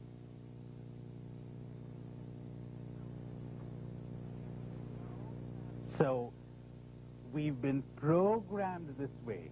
You know, one of the signs of maturity, my dears, is the following. Very hard to define maturity. But I've come up with a fairly workable definition. Maturity is when you no longer blame anyone. You don't blame others, you don't blame yourself. You see what's wrong, and you set about remedying it. That's one pretty good sign of maturity. You know, you'd be amazed how childish people are. They're so childish. I mean, if you've seen a little child, as a matter of fact, you can almost take for granted that in its present state of lunacy, 99.999% of humanity is childish. Just hang around. Hang around for half a day, you'll find our greatest men and women indulging in acts of childishness. Utterly childish. You know the way a child behaves? A little kid, I don't know about here in the States, but in India, I mean, they bump their knee into a table, and they're saying, "Whoa!" And everybody goes, "Who hit you? The table? Naughty table, naughty table." I'm saying, "Oh, table, naughty table." And then the kid's feeling good. See how childish that is? Huh? So they're coming to you and say, "Now who hit you?" "My wife, my husband, my superior." Aren't they awful? They're terrible. And the little baby's feeling good. And he's the president of whatever big association or country or whatever. Oh my God, how childish can a person get? And they don't know their childishness. They gotta blame somebody. But no, maturity is to understand that no one is to blame. Or better still, more accurately put, not to give yourself the childish emotional outlet of blaming others or yourself, but rather seeing what went wrong and setting about remedying it. Do something about it. See? So, they're not to blame, you're not to blame. It's the programming that's doing this to you. Now, you're probably a bit too tired to do any exercise or anything, but I'm still going to offer you one. It'll only take a couple of minutes. See if it has any effect on you. Think of something that till now you would have said has upset you. I told you to think about it a little while ago. Go back to that. And understand that it wasn't that thing or that person that upset you.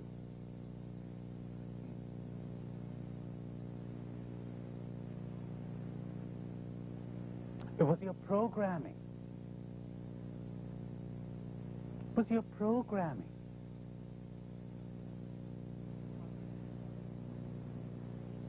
It wasn't their meanness. It wasn't their disapproval. It wasn't their rejection. It wasn't the failure. It was your programming that upset you. And see what happens to you.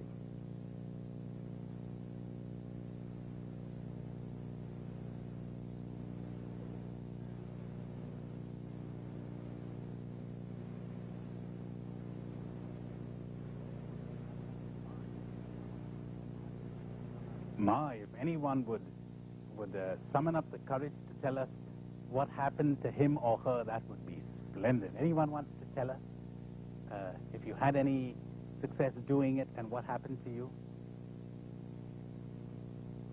Okay, would you come up here, please, Chris? Great. Would you stand up, please? Yes. I would seem like your whole culture has told you to feel upset in that situation. To All take right. that away leaves you feeling like you're lost. All right, so you react with a feeling of, gee, I'm lost, something like that. Somebody else had a hand up here. Oh, okay, all right. You've made me realize something really, really incredible. Okay. That until now, I have always identified with what I've felt. Okay. And now I know that I am not my feeling. I am not my unhappiness. I am not my displeasure. Good. It will go away. Great, so you were able to distance yourself from the unhappiness, right? And say, well, it'll go away. All right, how about you? My response is similar. It comes to the point where you have to let go of it All right. and realize that you're the one that has the power, not the thing over you. Okay, a similar response. It's like you're the one who has to let go of it, did you say? Okay. Look, when you're able to do this repeatedly, again and again, the general universal experience is the following. Gee, this thing upset me. First step.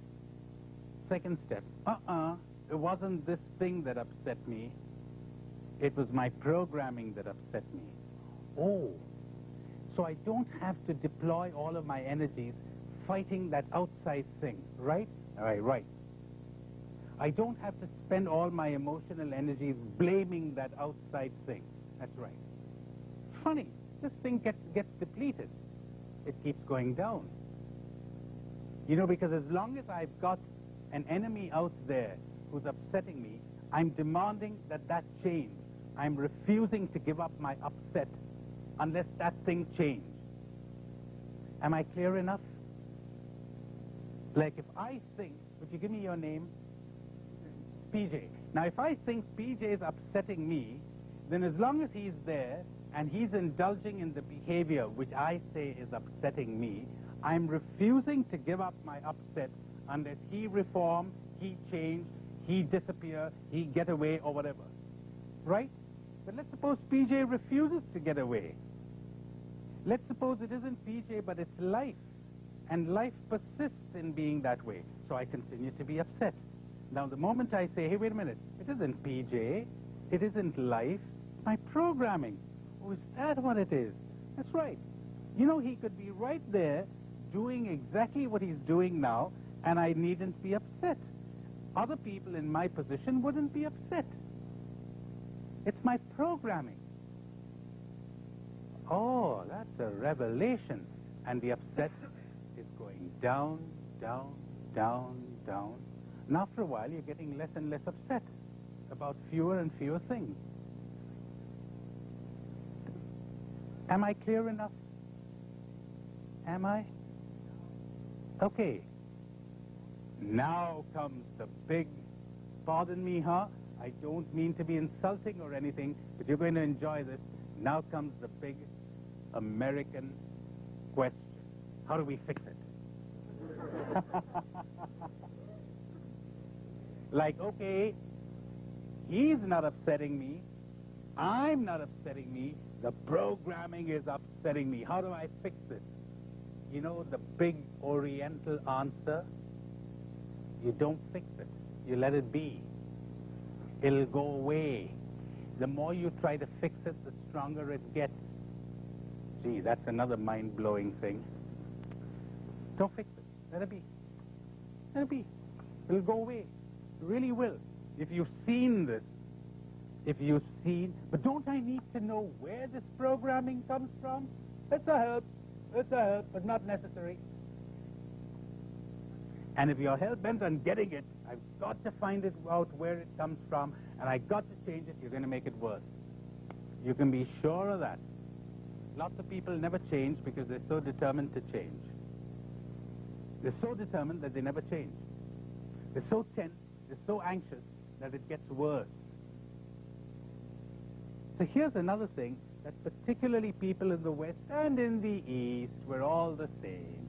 You know, the kind of stuff I give you here, I give in Japan, and I give in India, and I give in Spain, and Latin America, and everywhere the people are the same. You've got a thin veneer of culture that's different, but deep down we're all the same.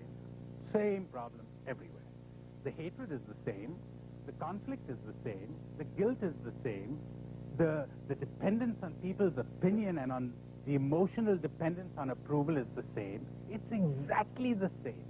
Just scrape off the exterior culture, we're all the same. Now, everywhere people are trying to fix it too.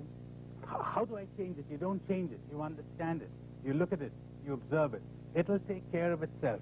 Then what happens is you don't change it. Life changes it. Nature changes it. The way you don't heal yourself, nature heals itself. You just do something to aid nature.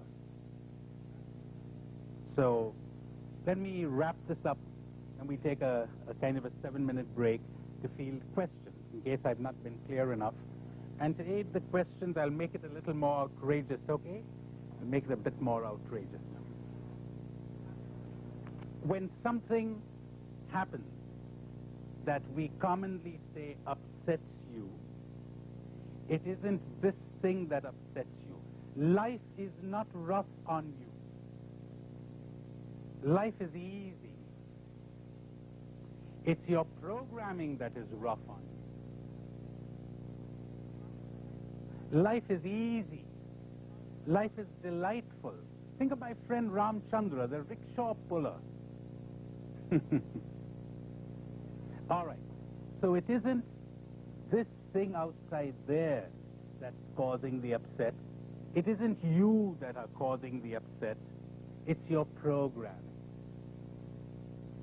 You got people you're living with. You're having difficulty in human relations. Human relations are never difficult. It's your programming that's difficult. There are never any difficulties in relating to people. There are only difficulties in your programming. How come you're getting upset? You mean it's possible to live with a guy who's losing his temper every day and not get upset? Yes, yes, very much so. Not be upset. You mean when somebody insults you, you're not getting upset? That's right. Why not? Why not be upset when someone insults you? I mean, when the letter isn't received, it's sent back to the man who wrote it or the woman who wrote it. You don't receive it, it goes back. How come you received it? You know why you got insulted or why you were upset by the insult? Because you took it, that's why. Silly. Why did you take it? You mean it's possible not to take it? You mean you call this being human, living like a little monkey? Anyone pulls a string and you jump? I'll tell you what it means to be human. You know what it means to be human is, it's something like this. A guy goes and buys a newspaper every day from a newspaper vendor. The newspaper vendor is always rude to him. So a friend of his says, why do you buy your paper from this guy? He's always rude to you. Why don't you buy it from someone else just next door? Says this guy, why should the vendor decide where I buy my newspaper? Why should he have the power to decide that? Now you're talking about a human being.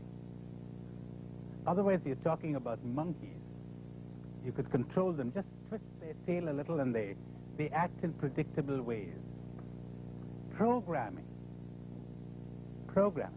So it isn't the person who has upset you. It isn't you who have upset yourself.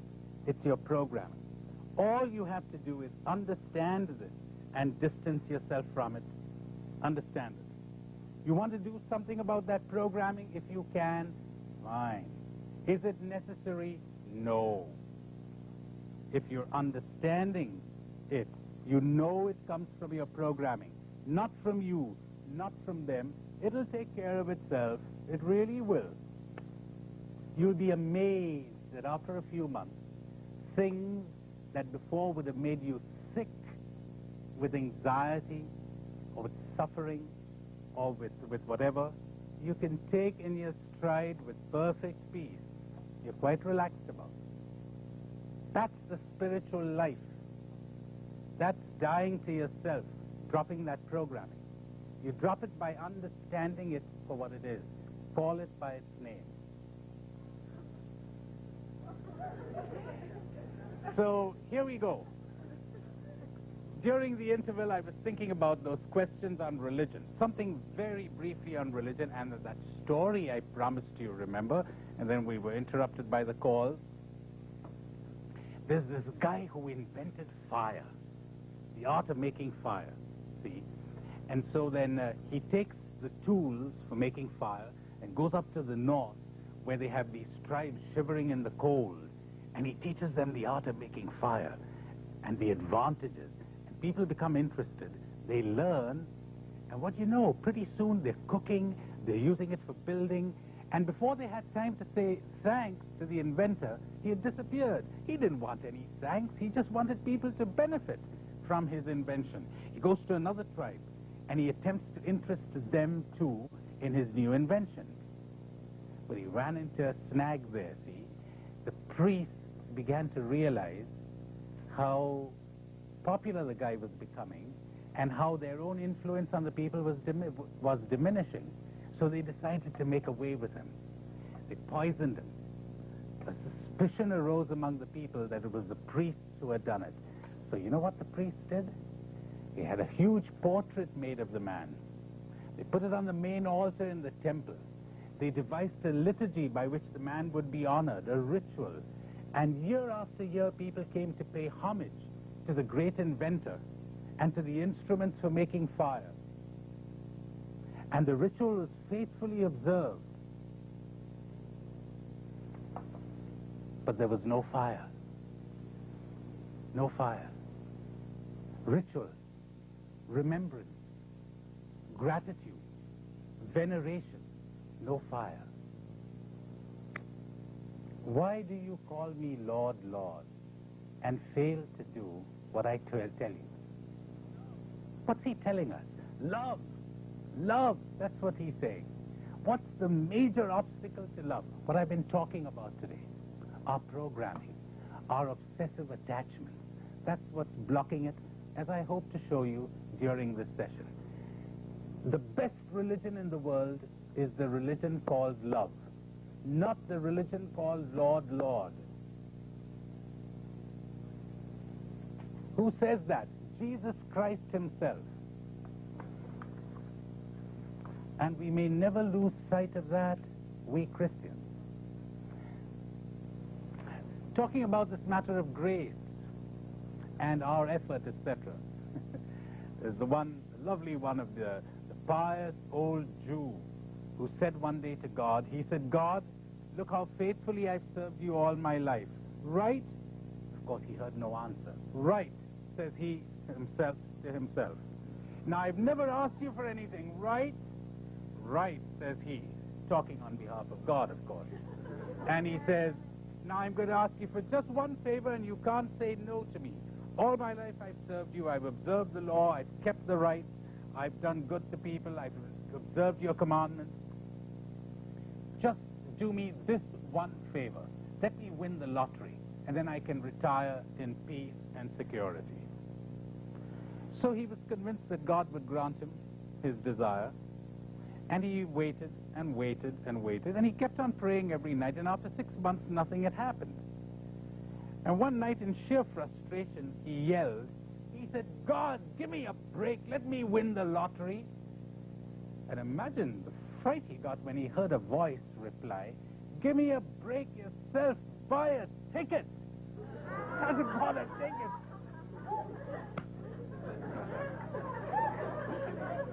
Much for effort and grace. Buy your ticket, okay? Make sure you got your ticket.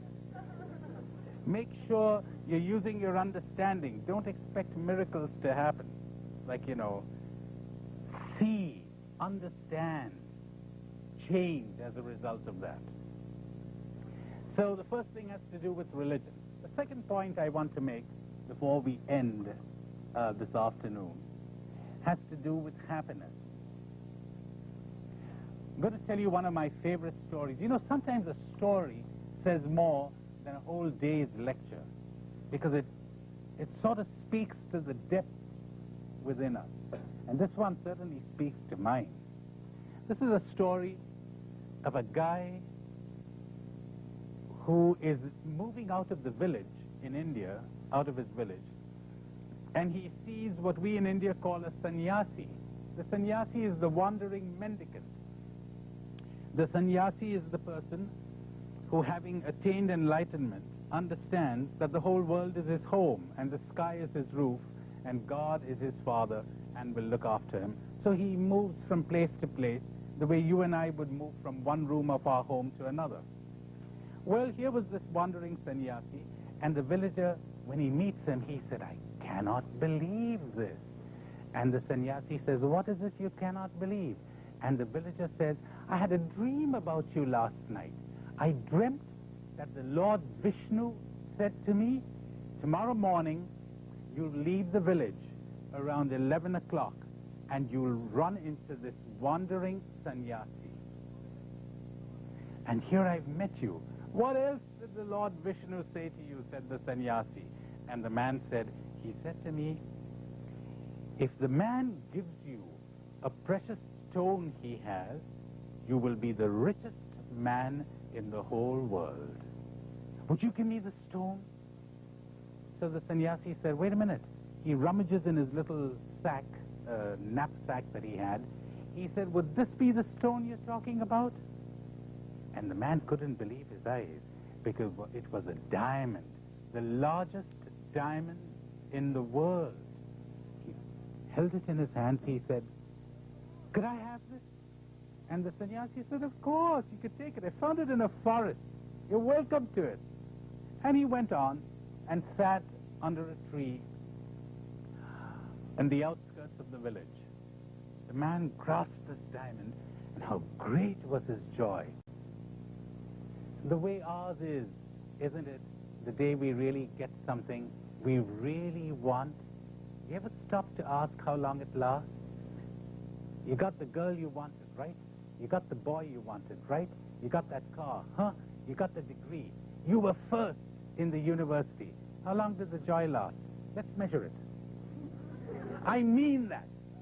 How many seconds? How many minutes? You get tired of it, don't you? Then you're looking for something else, aren't you? Why don't we study this? As valuable, more valuable than studying the scriptures, because of what good is it to you to study the scriptures and crucify the Messiah on the basis of them, as Jesus was, if you've not understood this, if you've not understood what it means to live and to be free and to be spiritual? Well, so the guy has the diamond, and then instead of going home, he sits under a tree himself, and all day he sits immersed in thought. And towards evening, he goes to the tree where the sannyasi is sitting, gives him back the diamond, and he says, "Could you do me a favor?" "What?" says the sannyasi. He says, "Could you give me the riches that makes it possible for you to give this thing away so easily?" Boy, I love that story. I love that story. Could you give me the riches that makes it possible for you to give this away so easily? That is what I've been talking about today.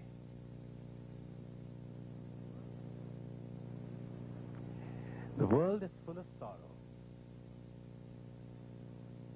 The root of sorrow is attachment. The uprooting of sorrow is the dropping of attachment. The understanding that attachment is a false belief. The false belief that anything or person can make you happy.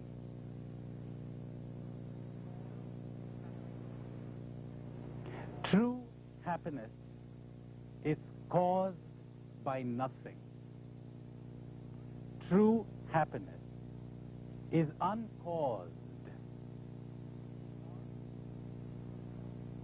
If you ask the mystic why he or she is happy, the answer will be, why not? No block, no obstruction. Why not? Have you ever thought that if something causes your happiness, when you lose that something, your happiness will be destroyed? Has it ever occurred to you that if something causes your happiness, you will become possessive of that thing? You will become anxious lest you lose it? Whatever that thing be, learning, reputation, good health, life itself. How interesting. The rediscovery of life. You will never live till you stop clinging to life. Let go. When you cling, happiness dies. If your happiness depends on anyone or anything, that's not happiness, my dears. That's anxiety. That's tension. That's pressure. That's fear. The Japanese have a powerful tale for this. Oh, it's so powerful. There's this guy who's running away from a tiger, comes to a precipice, and quite unwittingly, he begins to slide down that precipice. And as he's sliding, he grabs hold onto a branch of a tree that's growing there, kind of a bush. And then he looks down. There's no way of climbing up. And anyway, there's the tiger waiting for him there. And if he slides down, he slides down to his death, 15,000 feet. What does he do? He has a few minutes to live. Well, he looks at that bush he's holding on to, and he finds it's a berry bush. And he's holding on to it with one hand, and he plucks the berry bush, a berry from the bush with the other, puts it into his mouth, and tastes it. And the story goes, and it tasted so sweet. Isn't that marvelous? I know friends of mine in the past, two of them, at different intervals, who were dying, and who said to me, I began to truly taste life and see how sweet it was when I let go, and I realized that life is ending. It was then that it began to taste sweet. So paradoxically, we're doing all the wrong things to be happy. We've been programmed to be unhappy. Anything we're doing is going to make us more unhappy. Because anything you do to become happy is going to make you more unhappy. Because what are you going to do? You're going to change yourself, you're going to change others, you're going to acquire something. You don't have to do anything. You have to understand. Drop the obstruction. Drop the false belief. And the attachment will drop. Then you'll know what happiness is. That's so easily said. If you would meditate on that for days, and you would experience some of its truth, then you don't need to listen to me or to anyone else. You have it. You've learned it. You've seen it. You're attached only because you falsely believe that without this thing or person or situation or event, you will not be happy. You falsely believe that. See its falseness, and you will be free. How simple. And here we are scouring the earth, running everywhere in search of it. We had it right here at home and did not understand it. And we listened to all kinds of sermons, and we studied all kinds of books, and we went to all kinds of churches, but we never heard it. We never recognized the Messiah. He was right there. It was right there staring at us right under our nose. We didn't see it. All right, I trust that some of you will. Some of you won't, maybe, but maybe some of you will. That much for happiness. That was point 2. The first had to do with religion, the second with happiness, the third with human relations. Let's wrap that up. You're having trouble with people? You find somebody selfish, moody, unreliable, rejecting, stupid, intolerable, irresponsible, you name it. Think of troubles you have with human relations. You know the root of all those problems? Hold on to your chairs. You. You. You're having trouble? You're the cause.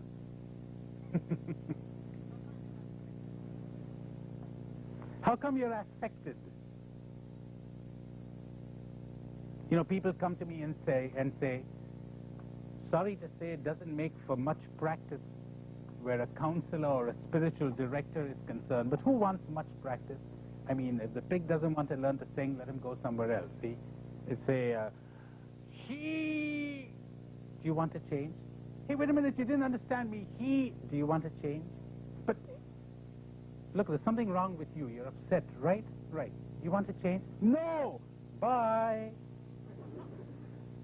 Go somewhere else. I don't have anything to offer you. I really don't. I really don't. You know what you're doing? You're coming to me and you're saying, Doctor, I've got stomach cramps. It's awful. It really is awful. Then I, as your doctor, am saying, you know, I'll prescribe something for your wife, okay? Okay? And you're saying, gee, that already makes me feel better, doctor. Thanks. Thanks. Isn't that crazy? You're having trouble with your wife and you want me to change her? Who's having the trouble? You, right? We'll remove the trouble, the cause of the trouble, you. But they don't understand this. They've been brought up to think that everybody else has to change and the whole world has to change for them to be happy. They don't understand it. If you're upset, there's something wrong with you. Let's clean that up first. But you mean she's not wrong? She is wrong. You mean she shouldn't change? Of course she should. But you're not the guy who's going to change her, you know, because you need change first. How about our taking the beam out of your eye, then you could take the speck out of hers, huh? Huh? How about our taking the beam out of your eye, then you could take the speck out of the community's eye, out of your family's eye, or whatever. You're upset. Something wrong with you. You're not even seeing her. You know why? Because when you're upset, your telescope is out of focus. When you're upset, your window is blurred. And fool that you are, you're going now to straighten out all the buildings because your window is blurred with the rain. You've got to straighten out the buildings. Could we clean your window first? We got to straighten out the... Could we clean your window? That's what I'm attempting to do for you. Clean the window. Then we'll know what needs to be done and what doesn't need to be done. We see people not as they are, but as we are. And it's amazing, you know, how in the beginning we saw rude people. Then when we change, we see frightened people. They're so scared, poor things. They're driven to hostility. Then you're so understanding, you're so compassionate. Whereas before, you'd react with anger, with hate. Hey, wait a minute. Why is he being rude? You're too upset to see. You're too upset to realize. Could we clean you up? Oh, no, no, you've come to me so that I can prescribe medicine for the rest. And so you see, my dears, we're all in the change business, aren't we? We want to change ourselves. We want to change the world. That's what our stupid programming has done to us. You've got to change everything without first understanding anything. What you need is not change. You need understanding. Understand yourself. Understand others. I'm going to say something perfectly scandalous, but it's true. You're not here to change the world. You're here to love the world. And by damn, you don't want to love the world. You want to change it. You know what it means to love? What it means to love is to see. To see. How can you love what you don't even see? And how can you see when you're upset? How can you see when there's any strong emotion? Here comes another shock, positive or negative, coming in the way. They say love is blind. Rubbish. There's nothing so clear-sighted as love. The most clear-sighted thing in the world. Attachment is blind because it's stupid, because it's based on a false belief. And they call that love. I'm in love with you. I love you. What? You love me or you love yourself? You know what in love means? In love means I want you for me. In love, I am in love means I'm possessive of you. To be in love with you means I want you for me. I'm not going to be happy without you. I emotionally depend on you. I can't be happy without you. That's a drug. That's a disease. Your culture and mine tells us it's the supreme virtue. It's garbage. But who dares to say this? You're blind. You're full of yourself when you're in love. Ever thought of that? You don't see the other person. You've projected a hopeful image onto that person, and that's what you're loving. Hopeful. When we're not expecting anything from the other person, we don't say we're in love. Ma, you got lots to meditate on. I'm afraid I'm giving you too much, but anyway, there it goes. Relations. You're having trouble relating with others. Take a look at yourself. Ask yourself why you are upset. Where is it coming from? Your programming, that's where. I've sometimes been amazed in the past that people who would irritate me by their behavior don't seem to irritate others who are far, far better than I am. I mean, how come he doesn't get irritated when exposed to this behavior? How come I do? There's something wrong with me. And here I was busy trying to change her or him or them. Now, when I'm not upset, oh, then that's fine. That's fine. Then I might suggest things, I might do things. Now I'm qualified to enter into the change, into any activity involving change. But not till then. Not till then. My telescope is out of focus. Oh, there's a great secret for human relations. How much it has helped me. How much it has helped me. Anytime I'm having trouble with anyone, if I'm upset, to say, hey, Tony, there's something wrong with you. How about you and I sit down and take a good look at it, okay? Okay. But I'm still dying to say, oh, no, you're upset, right? This isn't coming from him, not coming from you, coming from your programming. Oh, well, I see. All of a sudden, there's perspective, there's distance, there's understanding, there's love at last. And oh, I could be quite hard.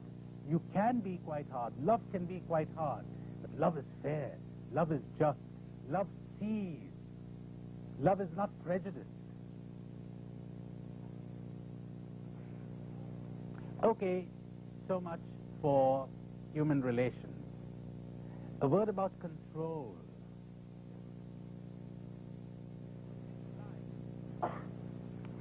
A big lie that we were told when we were kids is the following. You need to be loved. Well, when you're a kid, yes, granted, okay? Let's not quarrel about that. But you mean you're 64 years old and you're still a kid? You're 25 years old and you're still a kid? You're 18 years old, you're still a kid? And you know what they're telling you? You need to be loved. You need to be a success. You need to be approved. You need to be appreciated. You need to be affirmed. You need rubbish.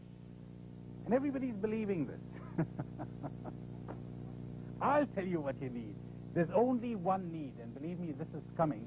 Well, all right, you could say I'm wrong. Fine. This comes from many years of lots of reflection. There's only one need. There's only one emotional need, and that is to love.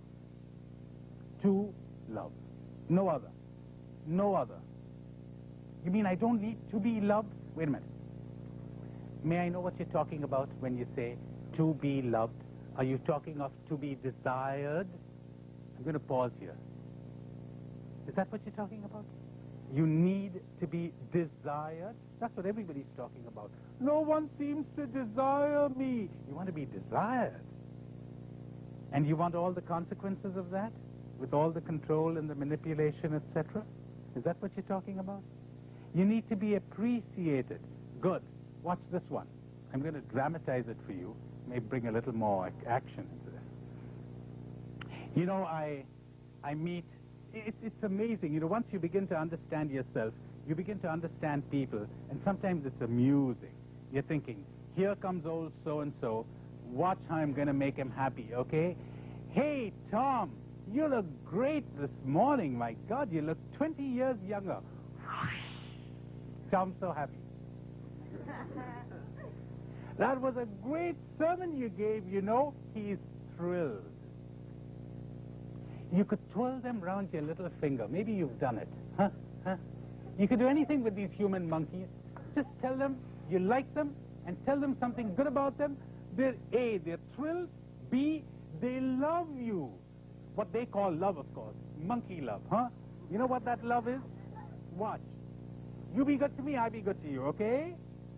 You give me what I want, I'll like you, okay? You don't give me what I want, I dislike you, okay? This is supposed to be love, if you please, huh? This is what I call a good bargain. You find this in the marketplace, on Wall Street, huh? It's supposed to be love. And nobody's telling us this. Nobody's analyzing this for us, at least very few. I never heard anybody. saying, hey, what you're calling love is a bargain. It's an exchange. It's a barter. It's a business deal. I'm reading books on marriage written by all kinds of religious people. They don't seem to have the slightest notion of this. You be nice to me, I'll be nice to you. You're not nice to me, you betray me, you're disloyal to me, you're unfaithful to me. Naturally, I'm angry with you and I'm upset. And everybody's saying, right, naturally. Naturally? You call that love? So, here comes the computer, press the button, the red button, he goes up. Ooh, he's so happy. You praised him. Criticize him, press the blue button, criticize him, bang, he's on the floor. You like to be that way? You got books on psychology, you know, written by the most prestigious psychologists in the world telling you that that's the way to be. When they tell you you're okay, naturally you're supposed to feel great. And when they tell you you're not okay, naturally you're supposed to feel down. What do you know? This is supposed to be human, natural. I call it being a machine. You know the way, I read a story the other day of a woman who says to her teenage son, she says, what do you like, what does Mary find in you? What does she like in you? He says, what Mary likes in me is, A, that I'm handsome, B, that I'm intelligent, and C, that I'm great company. And his mother says, and what do you like in Mary? He says, what I like in Mary is that she finds me A, intelligent, B, handsome. You know, quality number one that I like in you is that you like me. How's that now, huh? They're so stupid, believe me. If you just tell them you like them, they'll like you. That's how stupid they are. Computer, machines, mechanical reactions. Why don't you buy your newspaper somewhere else? Look how rude he is to you. Why should he decide where I buy my newspaper? Why should his behavior decide what I do with my life? Isn't that beautiful? But as for you, you must be like your heavenly Father, all loving and all compassionate, for he makes his sun to shine on good and bad alike. What do you know? And on saints, makes his rain to fall on saints and sinners alike. If you only greet those who greet you, you're a monkey like the rest. You're a computer and mechanical. If you only like those who like you, it was right there. How come we didn't find it out? Remember what I told you this morning? It was staring me in the face, and I hadn't seen it.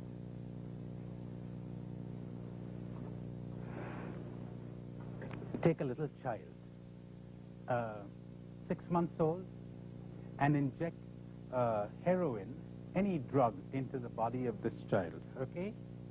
And you keep injecting the drug into this child, and after a while, the whole body of the child is craving for the drug. Craving, desperately for the drug. See, it hasn't been brought up on good, healthy nutrition. It's been brought up on the drug. And so when you deprive the child of the drug, the poor child goes through the agonies of death, the body of the child. Okay. Ready for a surprise? That's what happened to you and me, to all of us. They drugged us. When we were kids, they didn't bring us up on the healthy, wholesome nourishment of play and work and beauty and the pleasures of the senses, and as we grew older, the pleasures of the mind. Oh no, oh no. They gave us a taste for a drug called approval. A drug called success.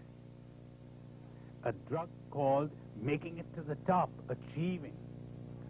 Affirmation, triumph, victory. They gave us power, reputation, fame, prestige. They gave us this drug. And you know something? We began to feel good. It was kind of a giddy feeling, a great feeling when they were applauding us. And we started thinking, well, it was great to be famous. It was great to be successful. It was great to be made much of. It was great to be popular. Result, as we began to grow, they could control us any way they liked, you know. All you have to do is withhold the drugs. Boy, if you haven't gone through this, I salute you. They don't approve of you, how uneasy you feel, how restless. They criticize you. They're not affirming you. Withdrawal symptoms. You're crawling back for reassurance. And your psychologists are writing books telling you, this is the way to be. This is the way to be. More of the drugs, more control. Now, you know, as a result of doing this, you've lost your ability to love. Because when you need someone, you cannot love that person. Do you know why? Because you can't see that person anymore. When a politician needs votes, he stops seeing people. When a business woman or a businessman becomes crazy over money, they stop seeing people. When I want something out of you, I'm not seeing you. I want to get something out of you. And you know, my dears, it's so bad that 24 hours of the day, consciously or unconsciously, we want something from the people around us. We want their approval. We dread their disapproval. We're scared they'll reject us. We're scared of what they think of us. How could you love people like this when you're so dependent on them emotionally? Oh, we got to depend on one another. They'll tell you grandly, of course we've got to depend on one another. That's how society is built up. We share the labor, we share our charism. That's marvelous. I have nothing against that kind of dependence. The evil is to depend on another for your happiness. To depend on another for learning, for technicians or technical skills, for food, that's fine, that's fine. For cooperation in the work, that's wonderful. To depend on another for your happiness, that's the evil. Now you cannot love. Give it a thought later, when you have time and leisure. Until you stop depending on others, till you die to the need for people. When you first get in touch with this, you know, it's terrifying, because you suddenly become alone. Not lonely, alone. It's a strange feeling. You suddenly understand what you've been all along, but you never saw it. And you suddenly realize how lovely it is to be alone, not to need others emotionally. And for the first time you understand that you can love people. You don't need to bribe them. You don't need to manipulate them.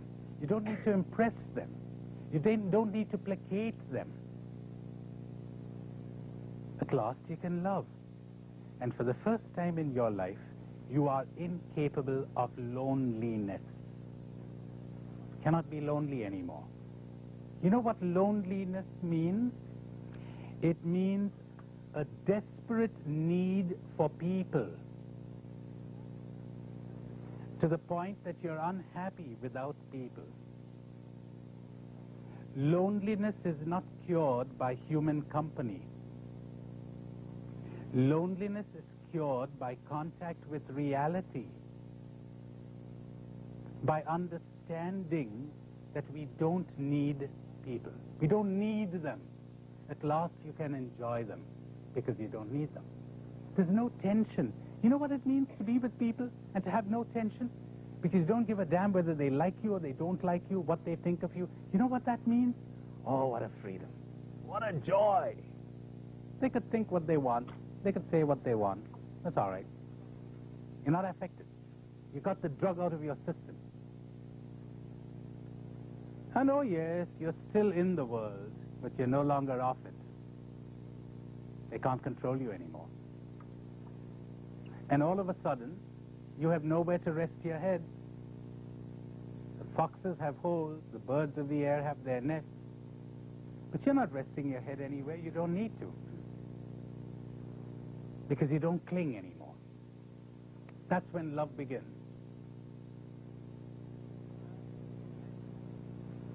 Well, I've given you so much to meditate on. Quite a wrap-up, huh? Guess I got carried away. I'll end with a little parable, and which, if I had to choose one of the thousands of stories I know, I would choose, well, I would call my favorite story. And we'll end with that. Too bad that I cannot get any more feedback from you, and we cannot take those calls, but, well, there's a limit to everything. Hope to see some of you, at least in the summer. In the longer courses that I have time to develop these a little more systematically and a little more calmly and stuff. Well, the parable.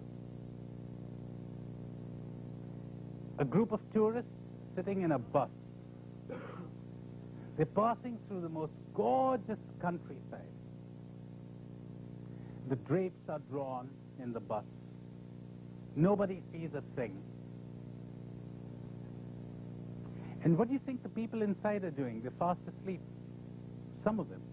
And others are obsessed with who's the best dressed woman in the bus. Who's the guy who's sitting in the most respectable place in the bus? And they're quarreling about this. And so it goes on to journey's end. And none of them have seen anything of this gorgeous countryside.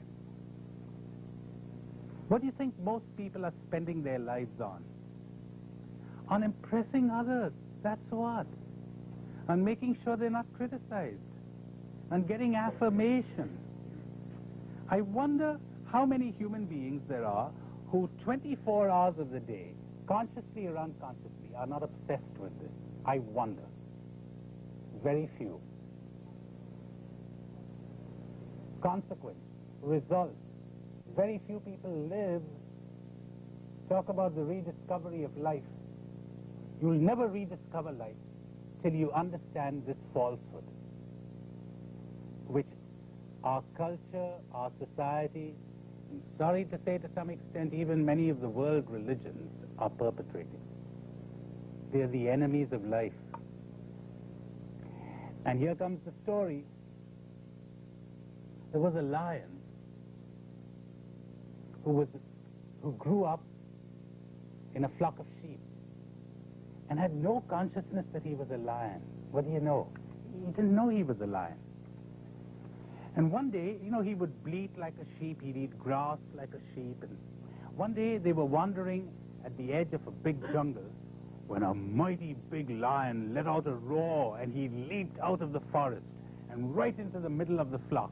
And all the sheep scattered and ran away. And imagine the surprise of the jungle lion when he saw this lion there among the sheep. So he gave chase. He got hold of him. And there was this lion cringing in front of the king of the jungle. And the lion said to him, "What are you doing here?" And the guy said, "Sorry, have mercy on me. Don't eat me. Have mercy on me." But the king of the forest dragged him with him. "Come on with me." And he took him to a lake. And he said, "Look." So the lion, who thought he was a sheep, looked. And for the first time, he saw his reflection. He saw his image. Then he looked at the other lion, and he looked in again, and he let out a mighty roar. He was never a sheep again. Took 1 minute. Well, my dears, maybe in the course of all my talking, one or other of you will have looked and seen through all this network of lies and conditionings and programming that we've been subjected to, and has had some inkling into who they are. Well, then this day will have been worthwhile. I certainly thank all of you for coming here. It really has been a joy to talk to you people. And maybe someday, somewhere, we'll meet again. Thank you.